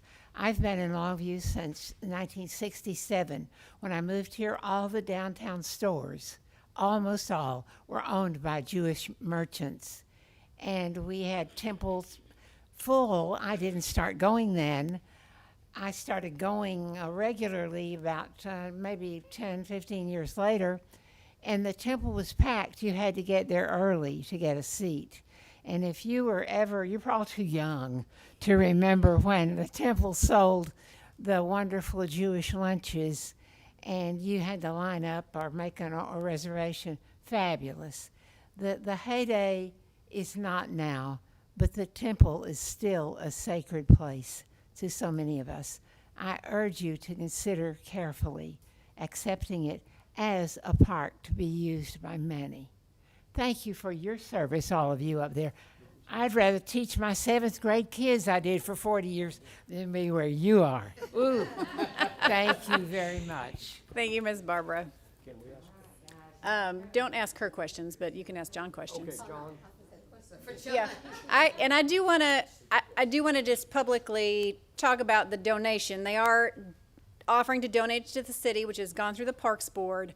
We have been very upfront that if the city receives the donation, we will have to tear down the building. We cannot maintain it, and the church knows that in giving us the donation. So I understand. I know that a lot of members would like for us to maintain it. We've reviewed all the costs. We simply cannot receive dated buildings and bring them up to code and then have the city maintain them. So just so the public and church is aware, if we receive the donation, we will tear down the building and find a way to honor its long, very important legacy in a meaningful way. I'm sorry, Sydney first and then Derek. John, what kind of, she mentioned not a parking garage or something, which I agree with her completely. In this donation, what kind of restrictions are written in on use of the property? They specified that they wanted it to be a a park permanently, so that's in this as well. They did list some items that they would potentially like to see on the property, and those were a pavilion with picnic tables, pickleball courts, park benches, and a bocce ball Yes. court. Fun So stuff that we don't have any money for, but yes. No, I think it's a wonderful, Yeah, 'cause, I've actually been, myself have been to several services there in the past years. And it's a shame to see these, of course, they're all over Europe, these religious monuments. Or, that's not a very good word. Anyway, these religious places of worship being torn down. But that's, just. It's a very generous donation, and I think it's an excellent opportunity for our community to come together and potentially privately raise some funds so that we could build something nice there. But this would be a great opportunity to have a public-private partnership. Derek had a question. Once we put it in the park system, we went through this several years back. It's very difficult, isn't it, to take it out of the park system? If somebody comes up here 5 years, 10 years from now and wants to go sell it, isn't that a very difficult procedure? Yes, sir. We did that at Hensley. It's a voter-approved thing. The voters, individual voters, not council, Correct. but the voters. Voter have to- election, have to prove to take it out of the park system. So that pretty well guarantees it will stay as a park in the city of Longview. Yep. Yes. Green space. Yes, Derek? Greatly appreciate the donation. Just curious about the cost of the Zach ran that demolition. number for us. Do you know what it is? Yes, so it's not going to exceed 100,000 is the projection that Zach gave us. Oh, and, I'm sorry, tell us about ETCOG also. Yes, we will know better. So we're actually in the process of applying for a grant with ETCOG to be able to do a review, an environmental review of the facility, to tell us how much lead or asbestos there is in the property. That will also help us to formulate our What is better ETCOG? price, that is. East for Texas what Council it's of gonna Government. cost. Okay. And I just want to say, John, I know we've made a lot of advances recently in the parks, but I do want to, like we mentioned, the mayor mentioned, anything we can do private funds at the beginning, because we still have a few projects to complete at the parks that we currently have. So just want to make note of that, and just appreciate that. We do appreciate the donation, and I do agree about making sure that holy space is remains sacred. Shannon, you got a question? Yes, so, you said that it will not exceed $100,000. Do we know where those source of funds will come from? It'd have to come back to us after the grant application, figure out exactly what that is, and then if we were going to need to take funds out of savings, we'd review it and know exactly what that is. Because I mean, for me, and I'm greatly appreciative of the donation or whatever, because anything for us to come together as a community, I agree on that. But I also think about the buildings that we have that, like just off of Gum, the ARC building that has been there and is in horrible condition, and we're sitting there and it needs to be demolished. Yeah. Mm-hmm. Is it city? Is that not correct? Oh, I don't know. I'm pretty sure The ARC it is. by Stanford Park. I know what building Yeah, you're talking about. It is. It's owned by the city. Mm-hmm. Okay, and so it's substandard as of right now. So when I think about things like that, I look across, the districts or whatever, and buildings that we do have that are ours that, are poorly, and we don't have the funds to demolish them.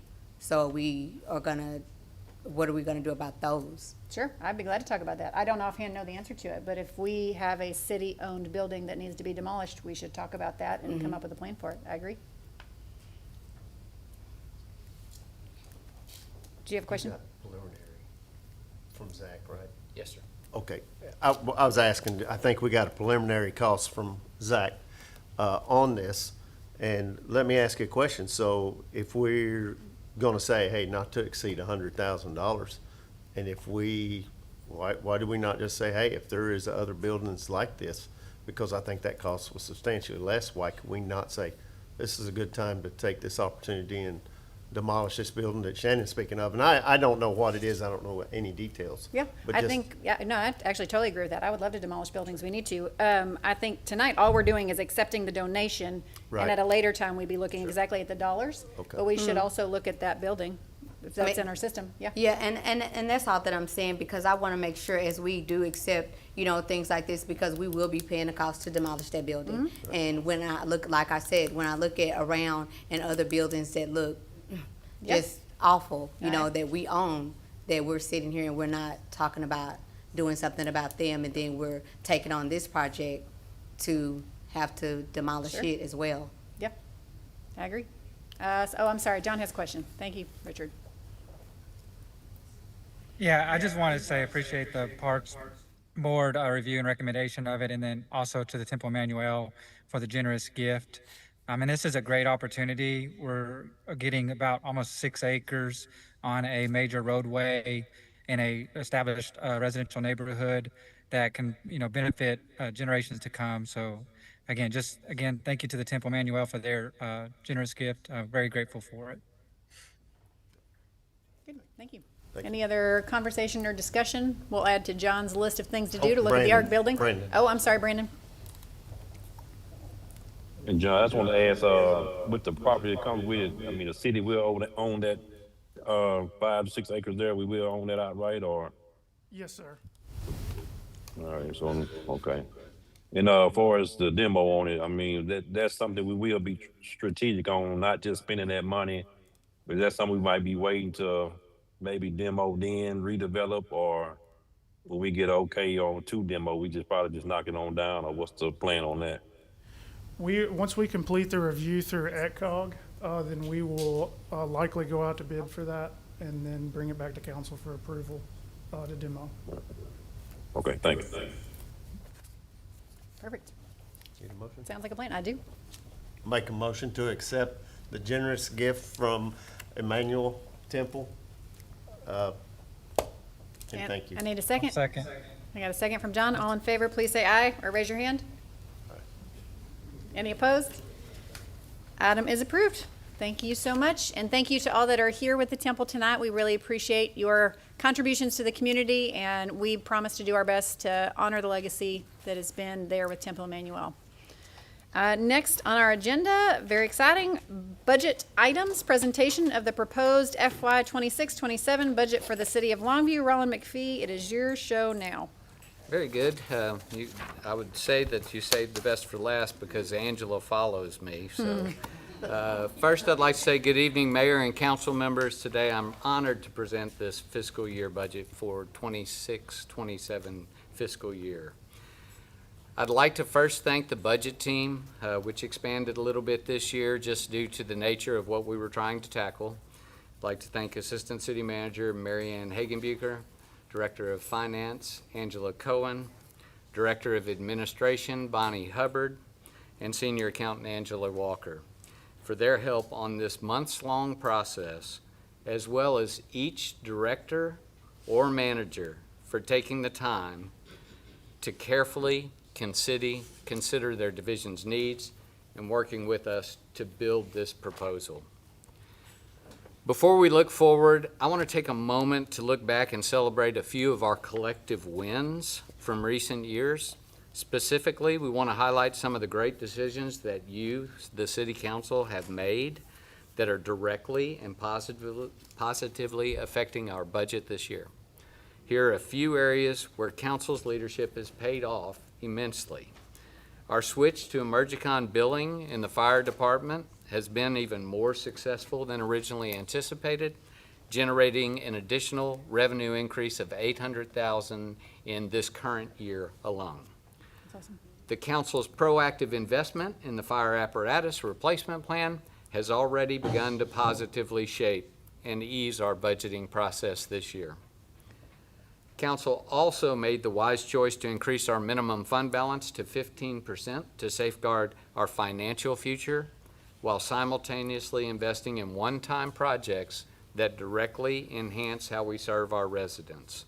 The budget proposal before you tonight includes approximately $70,000 in fuel savings due to the fuel station potentially coming online next July. Finally, looking to the long-term financial health, I'm super excited to report that the community's ongoing investment in the fire pension fund continues to improve the health of that account, with the amortization rate decreasing from 29.6 years to 26 years as of December of '25. The other successes that I want to highlight are the tremendous public safety recruitment efforts that have led our police and fire departments to be at or near fully staffed, which has already reduced the overtime pay, which has been a concern in discussion in recent years. All of these continued investments in the fire program have also helped secure our community the highest possible ISO rating available. So I want to talk about a few things we're doing internally as well. Our high-performing organization challenge teams, which is made up of employees across the city in different ranks, in different responsibilities, have tackled hard questions like recruitment and retention, mental health and wellness, and the implementation of our core values. Each team has together made actionable recommendations to improve the work culture for our employees. The Recruitment and Retention Committee launched a Dress for Your Day policy, letting employees wear outfits that were appropriate for their daily job duties to help build a better work culture. They also hosted an employee appreciation luncheon to simply say thank you and give everyone a chance to come together and dine and visit. Finally, they're revamping the What You Need to Succeed, or supervisors training program, to provide training for our future leaders. To support well-being, the Mental Health Committee added training for supervisors to help recognize when employees are struggling with those mental health issues and to help remove the stigma from discussing mental health issues. They're making a continuous effort to communicate the resources available to employees through emails, through the clinic, staff meetings, and during our annual enrollment process. The Values Committee actually streamlined the employees' evaluation process so it focuses specifically on our core values and daily job tasks. They also began development of a new brand icon that will be used both internally and externally to help make the public and our employees aware of our mission and our values. It wouldn't be a budget proposal without me talking about the headwinds that we continue to face from the changes in Austin that do impact our ability to serve residents. Just one concrete example of this is the proposed budget that you will be hearing includes the loss of about $1.5 million due to an increase in the business personal property exemption. As we prepare for the legislature to return to session next year, our state leadership is vocal about their desire to restrict cities' ability to generate revenue. I will continue to work diligently to connect with our local representatives and make them aware of how their decisions will impact our residents.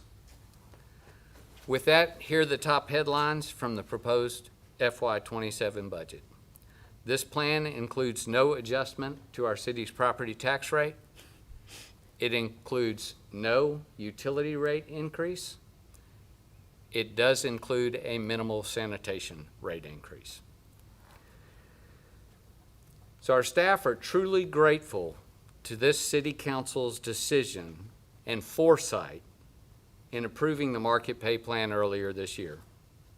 In this budget, we have been able to fulfill the City Council's directive to bring staff salaries up to market pay while successfully minimizing the impact to our residents.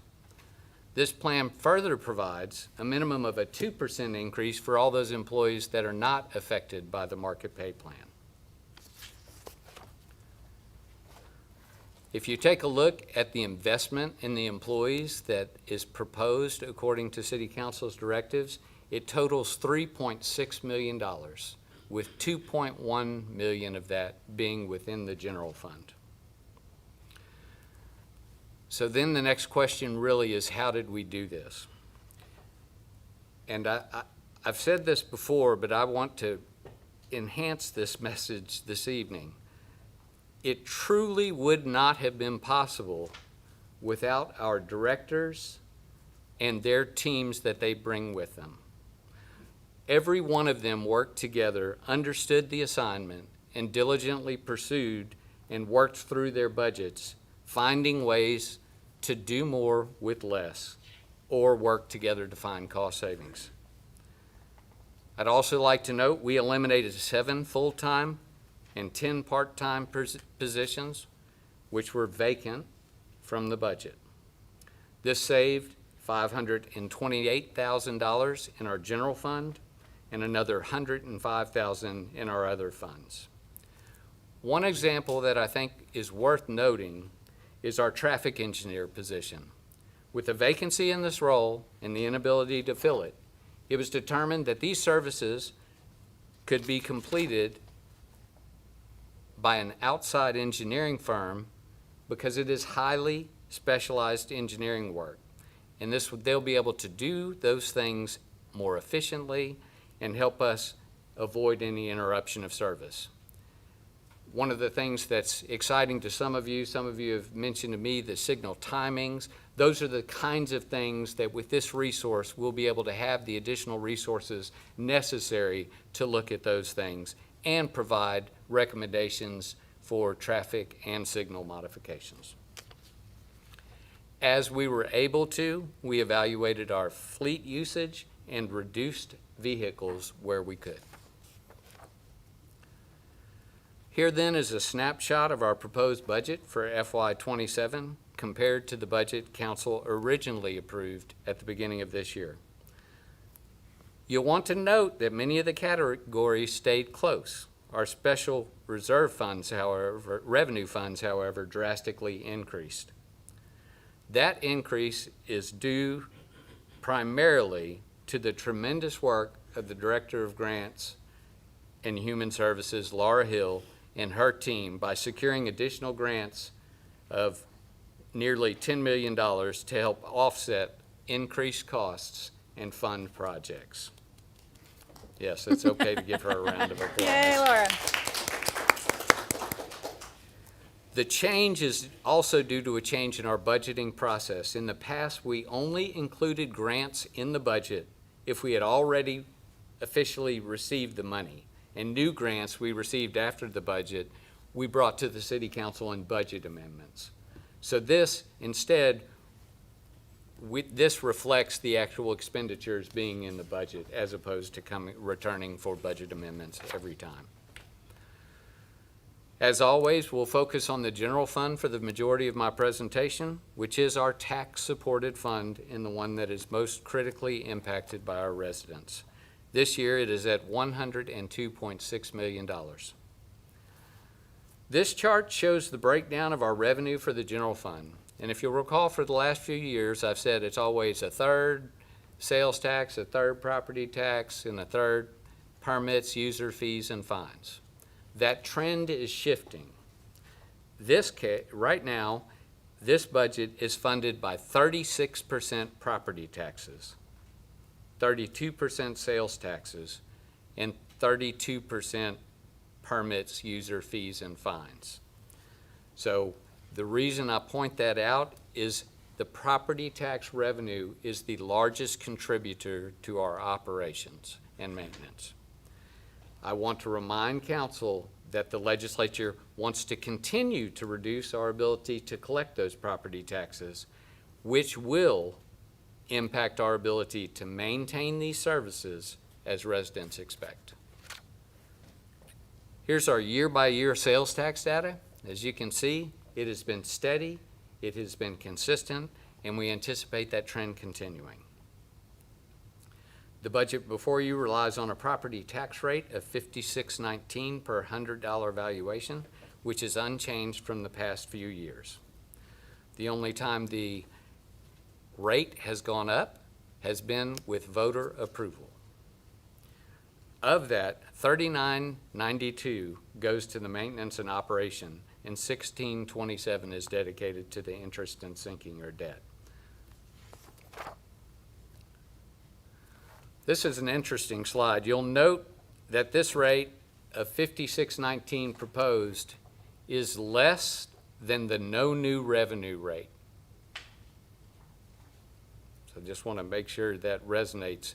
This, our no new revenue rate would be higher than what we're proposing for the total property tax rate. The voter approval rate, what could be allowed to increase to the tax rate, is 0.88 cents per valuation, which is specifically, this is the highest it's been, and I'm calling out attention to it just because I want you to know these are the headwinds we are facing. As far as our FY27 budget proposal, we do a handful of minimal adjustments to our fees and fines, which are shown on the screen, impacting animal services, our fire department, and the convention complex. I draw your attention to the fire department charges to note that our relationship, if you'll note our relationship with Emergicon for the billing EMS has gone so well, we're beginning to work with their firearm branch, Emergifire, which actually bills out responses to motor vehicle accidents depending on the severity, hazmat spills, EV fires, and things of that nature. Then, as always, I want to take a minute to look at the fund balance, just to give us take a look at what that looks like. You can see the impact of increasing the minimum threshold to 15% and the allocation of those one-time expenses. Currently, we have about $5.8 million in unrestricted funds above the 15% minimum. Our budget proposal for expenses, you'll note that once again, police and fire both make up about a third of our general fund, with all other tax-funded services making up the rest. This does include an increase of 8% for street maintenance and repairs, which I know has been something that council has requested. And while this budget maintains our current programs and services, there is not any proposed expansion of current programs or creation of new ones. Also included in this budget are additional costs related to our health insurance. As healthcare costs continue to rise, it was necessary for our rates to increase, but the city is able to cover 95% of the cost of the increase in cost for employee spouses and dependents coverage. There are no adjustments to employee-only costs on the health plan as part of this budget. The remaining 5% of those coverages which are not absorbed by the cities will be paid for a biweekly increase depending on your coverage, whether you're family, spouse, or dependents, between $7.85 per check and $24.79 per check, depending on the coverage level. It is important to note that the 2% minimum pay raise more than covers these additional expenses for every employee. So here again is the look at the budget snapshot. The notable item is the proposed increase to the sanitation rate. In order to cover the market pay increase for our employees in sanitation, it is necessary for the sanitation rate to increase by 46 cents. That represents approximately half of the market pay adjustment. The other half was absorbed in the budget that was proposed by Mr. Evans and Mr. Archer. Here's where our city of Longview would fall when evaluated with our comparison cities after that increase has been included. This chart also highlights the different level of services between our current comparison cities. I think this is an easier way to look at the data. You can see that this is where our rates would hit, and it is evident that we would remain competitive with our comparison cities. Our budget calendar is the last slide I have for you tonight. It includes a discussion on the budget and fees and preliminary vote on the tax rate at council's next meeting on August 13th. On September 17th, public hearings are scheduled to be held and the council will vote on the budget. Council will also hear from LeadCo and receive a presentation on the capital improvement program at that time. Then on Friday, September 18th, the council will vote for a proposed tax rate. And with that, I'm happy to answer any questions. Derek's got his hand up first. Go for it. Well, I think we'd all agree, excellent presentation.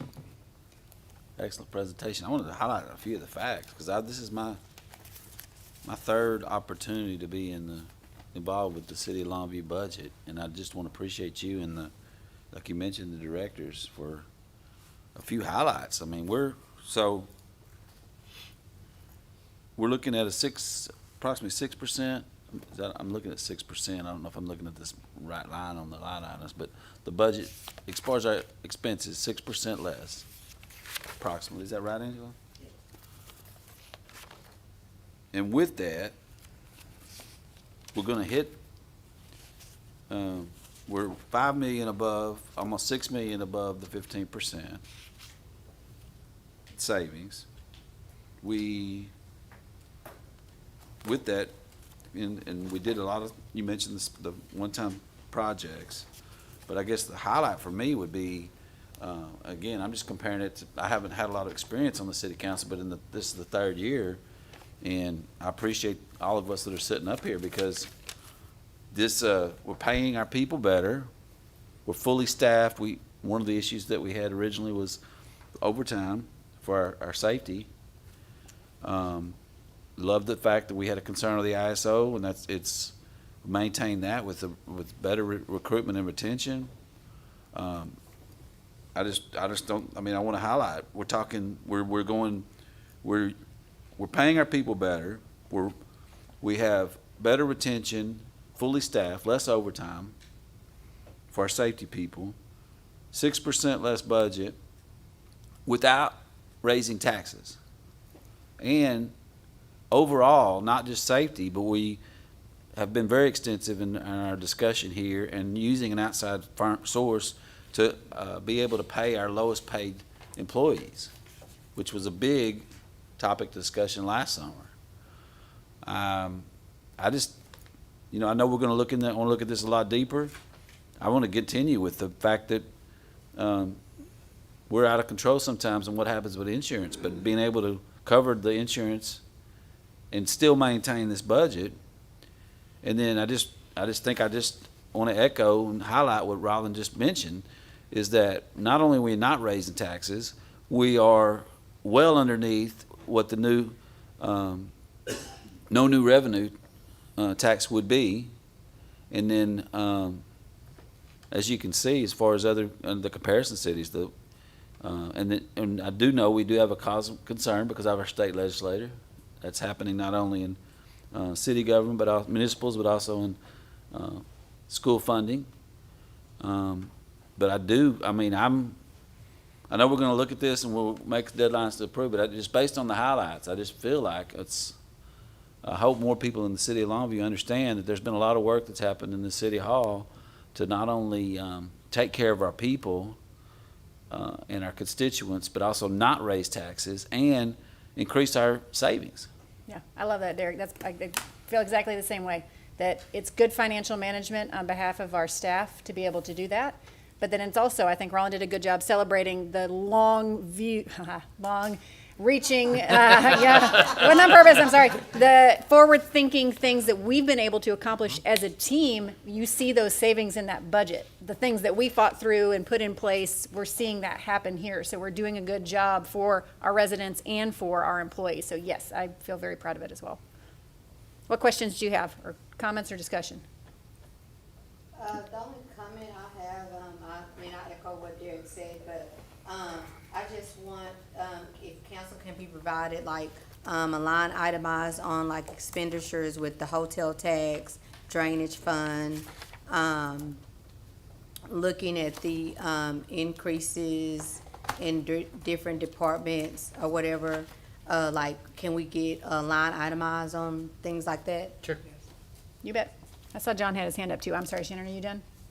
No, go ahead. If I have something, I'll come back. Okay. John, did you have a question?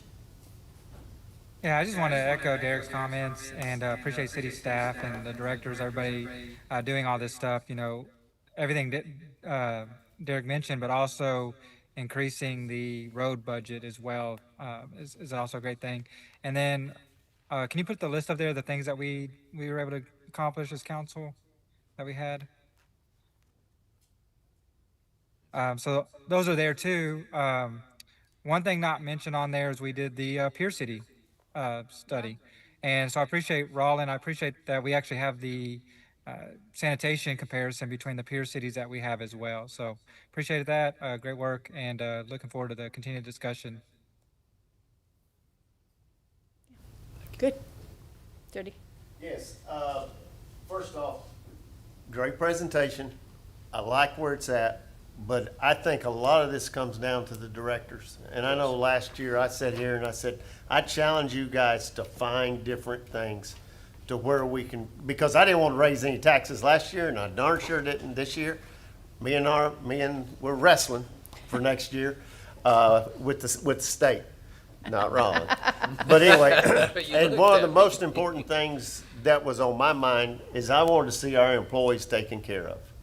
And what we've been able to do as a group, and I had it written down here, John, team effort. You know, it was all of us here together, working together and understanding this is our vision, and to be able to treat our employees right, to be able to do the right things, we've got to not cut corners, but we've got to figure out a way to cut costs and make things work more fluid, a lot easier. And I think this group up here has done a great job, very conscious of your money. And when I say conservative, very conservative. I know a little over a year now, I've never asked Rollin for anything. Now, I did come to him the other day, and I've got an idea. But I'm telling you, this group has done a great job working to make sure we've kept the taxpayers' money where it's supposed to be. And we had a little incident last year where we had to buy a couple pieces of property, and boy, that frustrated me more than anything, because we had just come out of a great budget meeting when that occurred. And I'm not seeing any of those in the foreseeable future, and I don't think anyone else is either. But I commend you, Ron, on what you've done here. But most of all, everybody who's a head coach on this team out there. And I'm calling you that because, man, I love coaches to death. But as directors, you're the head coach of my book with the winning team. And I commend you all. Sydney was good with no new property tax rate? Yes, ma'am. I just want, for those of you that are watching on TV, this tonight is the proposal. We're not voting on anything tonight, and it's going to take 2 more meetings. They'll put up the calendar for you. Yep, we'll talk about it on August 13th as a discussion again. And we'll come back and actually have a public hearing and vote on September 17th. So you have lots of time to get your input in. Yes, ma'am. Thank you. Yes, that was my, yes. All right. Good. Any other comments or discussion? I think you got, oh, go ahead, Shannon. I was just curious, when we look at the retirees and when we're paying them, you know, have we ever did a cost of living? Been a long time. When was the last time? I don't know. Do you know offhand? 2021. Yeah. And so how do y'all gauge that, and when y'all think about that, just out of curiosity? They've changed the rules a little bit on how we can adopt COLAs, and it gets extremely complicated. And so Mary Ann obviously dealt with TMRS for a long time. I don't know whether Bonnie or you are the appropriate one for the changes that have happened. So 2021 was the last year that we did it. The state put in special legislation for TMRS and for TMRS cities that you cannot give a COLA to retirees except for every 3 to 5 years. So we did not do that this year, but it is something that we can look at in the future because we are in that time frame moving forward. Thank you. Yeah, I know we get questions on that from city retirees. Yes, I know. Yes. I know. Any other conversation or discussions or anything you guys want to see? We got a couple of things written down to get back. No problem. Yeah. Perfect. Yes, great job. That was a feel good about it. I feel like we're all doing our part and moving in the right direction. So good job, team, including city admin, directors, all of our employees. Appreciate what we got going on now. Anything else you want to add? That'll No, do it. good job. I couldn't have done it without them. Next on the agenda is budget item B, which is a resolution establishing the date, time, and place for a public hearing on the proposed 26-27 budget with Miss Angela Walker, our senior accountant. Come on up.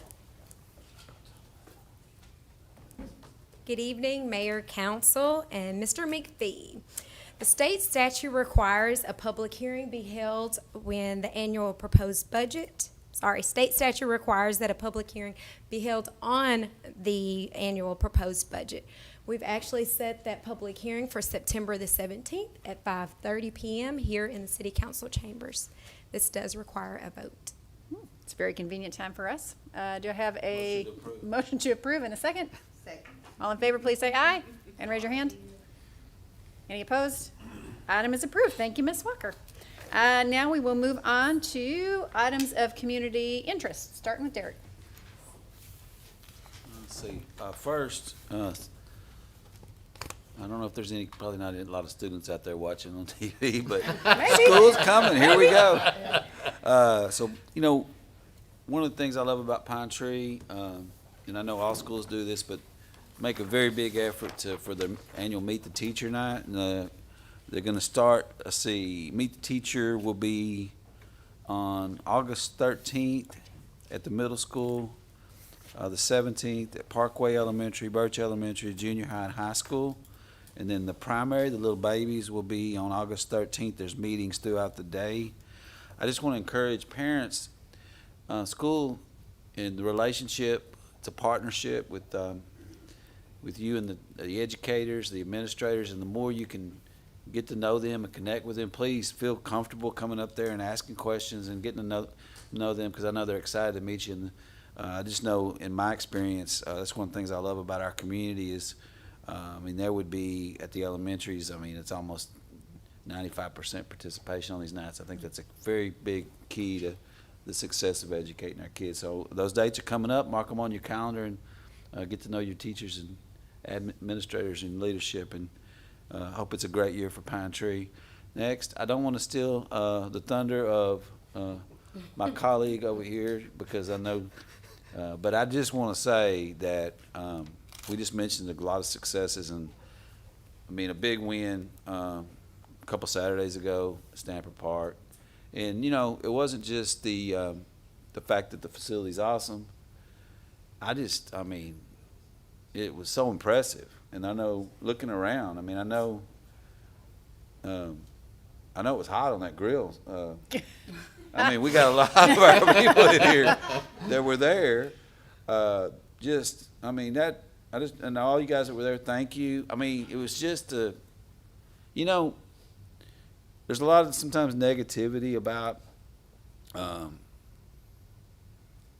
communities and governments, and I just feel that day was just a perfect illustration of what's awesome about Longview, and just that, I know probably everybody was there, that everybody just coming together and doing what's best for our community and our kids, and just really proud to be a part of it. So, thank you. Mm-hmm. Shannon. So, yes, Stamper Park Family Aquatic Center. So July 18th, we did our grand opening. When I tell you it was very successful, just to give y'all some numbers, on the grand opening day, 1,100 people swam that day. 344 people were at Ingram at capacity. So just to see the smiles, the diversity, because I had so many different questions with this process and going forward. And like what Derek said, we took a lot of negativity, and just people didn't feel that this was something that the community wanted. But if you could just see the videos, the pictures that are all over social media, that it was something that they did want it. And so we heard you, and this council did the right thing by the community, and it was a great experience. And I have to give a big, huge shout out to John and his team for all that he does, and the work you did to secure the lifeguards, and everything that you're doing going forward to make this successful, because we could not do it without your team. And I'm very grateful. I'm very happy about the feedback from the community and how well it was enjoyed. And like I said, I mean, my hat's off to the staff, because it was hot. It was hot. It was hot. You know, I was there till about 2 p.m. They were there till closing, and so it was hot. And I just want to, again, thank y'all.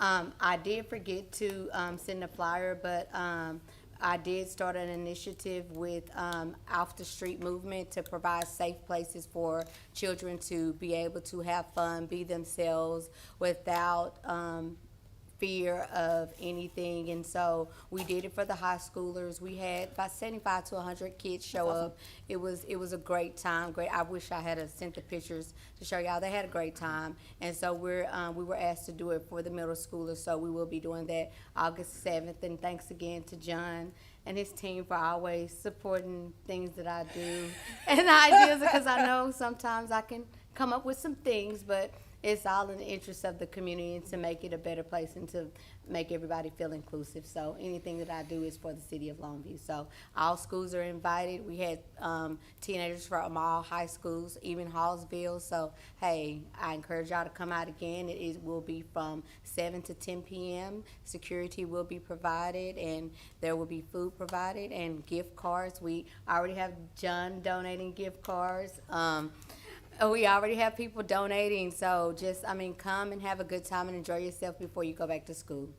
Thank you for doing that. I did want to just point out, so the 1,100 people at the pool were not at the same time. Right? No, it was a lot, and they waited and they waited and a lot. Some of them went to Ingram, but some said, no, I want to stay. You know what I thought was really cool? One, you guys handled that really well, just the cycling, but everyone's attitude was amazing. Mm-hmm. Like, they were so grateful for the new facility and getting to use it, and everything I've seen has been positive. Whereas, you could complain about waiting in line for a long time. Everybody was just so excited, and just the feel was so positive. It was a really lovely day. I got to thank Marianne for that too, because we were doing a little crowd control and kind of letting them know what was going on. But we were doing what we needed to do. Yeah. I took Brianna back, and we ended up going to Ingram because Stamford was so full, but then I dropped her off at Ingram, and I was like, well, this is also full. Yes. So anyway, great day. Good teamwork. Thanks. Brandon, you're next. All right. I just want everybody to be aware that I think starting this weekend, I know there's a back to school drive at Mod Cobb, but every weekend here on out through August until school start, there's a back to school drive. I've been seeing a lot of people online, looking for assistance. So if you see someone, hey, share those flyers that you're seeing circulating on Facebook or wherever else, and just give everybody the opportunity to get out there and get their kids what they need for school. There's a lot of things out there, so just want everybody just be aware of what's out there and share it. Perfect. Thank you very much. Very true. John, you're next. He is frozen. I know that he is going to announce the 4th Street study. Do you know what else is on his? Yes, it is. Drive to, there we go. You back? Let's see, I'm back. Yes, am I up now? Sorry, my Your turn. No, you're computer good. decided to die. All right. So the only thing I wanted to go over was, so this is my presentation for the Aspire. So we have the Drive to Aspire golf tournament going through. So make sure you sign up. This is a great program. It benefits partners prevention. Mentoring, Aspire mentoring is a key, crucial thing that we provide service for. So please register for that and set up a team and have a great time out while you're raising money for us. Also, 4th Street corridor study is going on. This is an opportunity for you to express your thoughts on the corridor between 4th Street from the Loop to Hawkins. The initial response, the survey is live now, so you can go there to do the survey. The initial response from the MPO is this is the most completed survey that they've done on the initial launch. So a lot of people have opinions about it. So please go on there, do that. There's also the public open house at Mod Cobb as well there. So go there and you can do it in person and go through there. If they, as I mentioned in a conversation, if they've included the Facebook comments, we'd have a lot more survey responses. So take those comments, go on the survey, fill it out, let us know your thoughts, and that'll help us guide in our plans. Thank you. Thank you, John. I think Brian told me they'd figured out a way to bring the Facebook comments in. Oh, really? Okay, that's awesome. Jody, you're up. All right. Everybody knows it's getting back to school time. Spring Hill, they have their back to school pep rally, kind of meet the Panthers and everybody that's involved there. That's going to be on Monday, August. I was looking up there. I'm like, where's Richard at? He's not getting it. Sorry. That'll be Monday, August 10th at 6 p.m. Also, tomorrow is the last day for in-person registration at Spring Hill, but they have information on all their Meet the Teachers, and just like they're done up by grades and different campuses, it was just too much for to put on, but you can see the website right there on the lower part of the screen. I encourage you to do that. Before we get to the next slide, you know, one of the things, you talk about schools, you know, when a kid comes through, you never know what they're going to turn out to be. You know, and there's a lot of teachers and coaches and custodial personnel that put a lot of time and effort into them. And when they come back and they're successful at what they do and they make an impact on the community, that is awesome. And so our next slide, Michael Shirley. Hey, back when he might have been a little younger in the class of 1997, but this year, Michael is one of the distinguished alumni at Hallsville ISD, and Michael, congratulations. That's a great honor.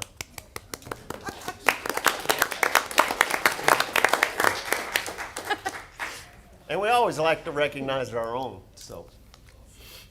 My turn? I think so. Okay.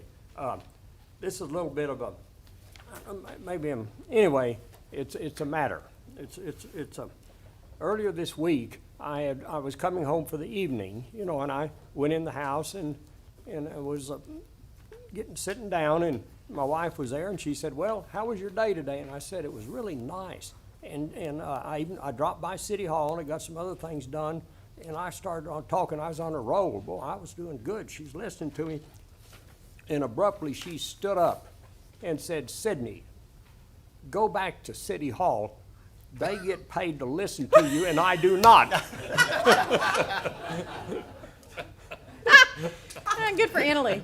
But anyway, yeah, that's my lighter moment. I hope all of you are enjoying the new overlays on the streets. They're absolutely wonderful. It's just we're doing good. We had a lot of catch up on our city streets, and I think we're doing a good job of that, Rollin. Yes. Yeah. Thank you. Yeah, thank you. Anything? Are you done talking? You got more? I just want to say, Derek, thank you for the comments that you started with, and the praise that every one of you gave as far as the initial presentation. Really good. We have a great team. We have the best directors in the state of Texas. I truly believe that. They are firing on all cylinders and really united in serving our citizens. So I just appreciate the support for this budget. Absolutely. So far. Great job. I have 2 items tonight. First is Connect Longview, which you guys are familiar with, hopefully. This is a program that seeks volunteers to assist residents who are physically or financially unable to maintain their yards or a little bit of property maintenance. Currently, we have over 20 locals waiting for help. So we are looking for some additional participants. You can find that on our website, longviewtexas.gov/Connect Longview. But if you are part of a group or even individuals, sometimes families will come do this, churches, civic organizations. But if you just have a group of hardworking friends that want to do it, we'd love to have you. Next, I wanted to brag a little bit on our animal shelter. We have been, I love celebrating wins, getting lifeguards, seeing things advance in our budget.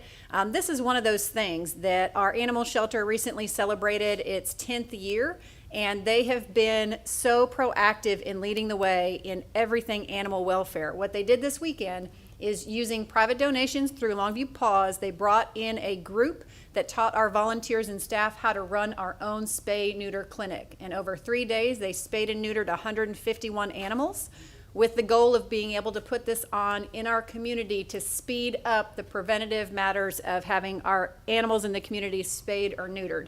We've been running the Spay It Forward program with private donor funds for a couple of years, and we've given out thousands of vouchers and seen that help in a number of ways. However, if you get a voucher today, you may not be able to make it in for about 6 months. So this is a way for us to just really make an impact, and I'm so proud of everything that the shelter does, but very, very excited about this. We also continue to have free shot clinics, microchip clinics, Lots of ways to improve your pet ownership here and fully supported. So if you have not been to the Longview Animal Care and Adoption Center, please go and see the wonderful things that we're doing and bring home a new family member as well. So that's all from me. We will be adjourned and we will see you back August 13th.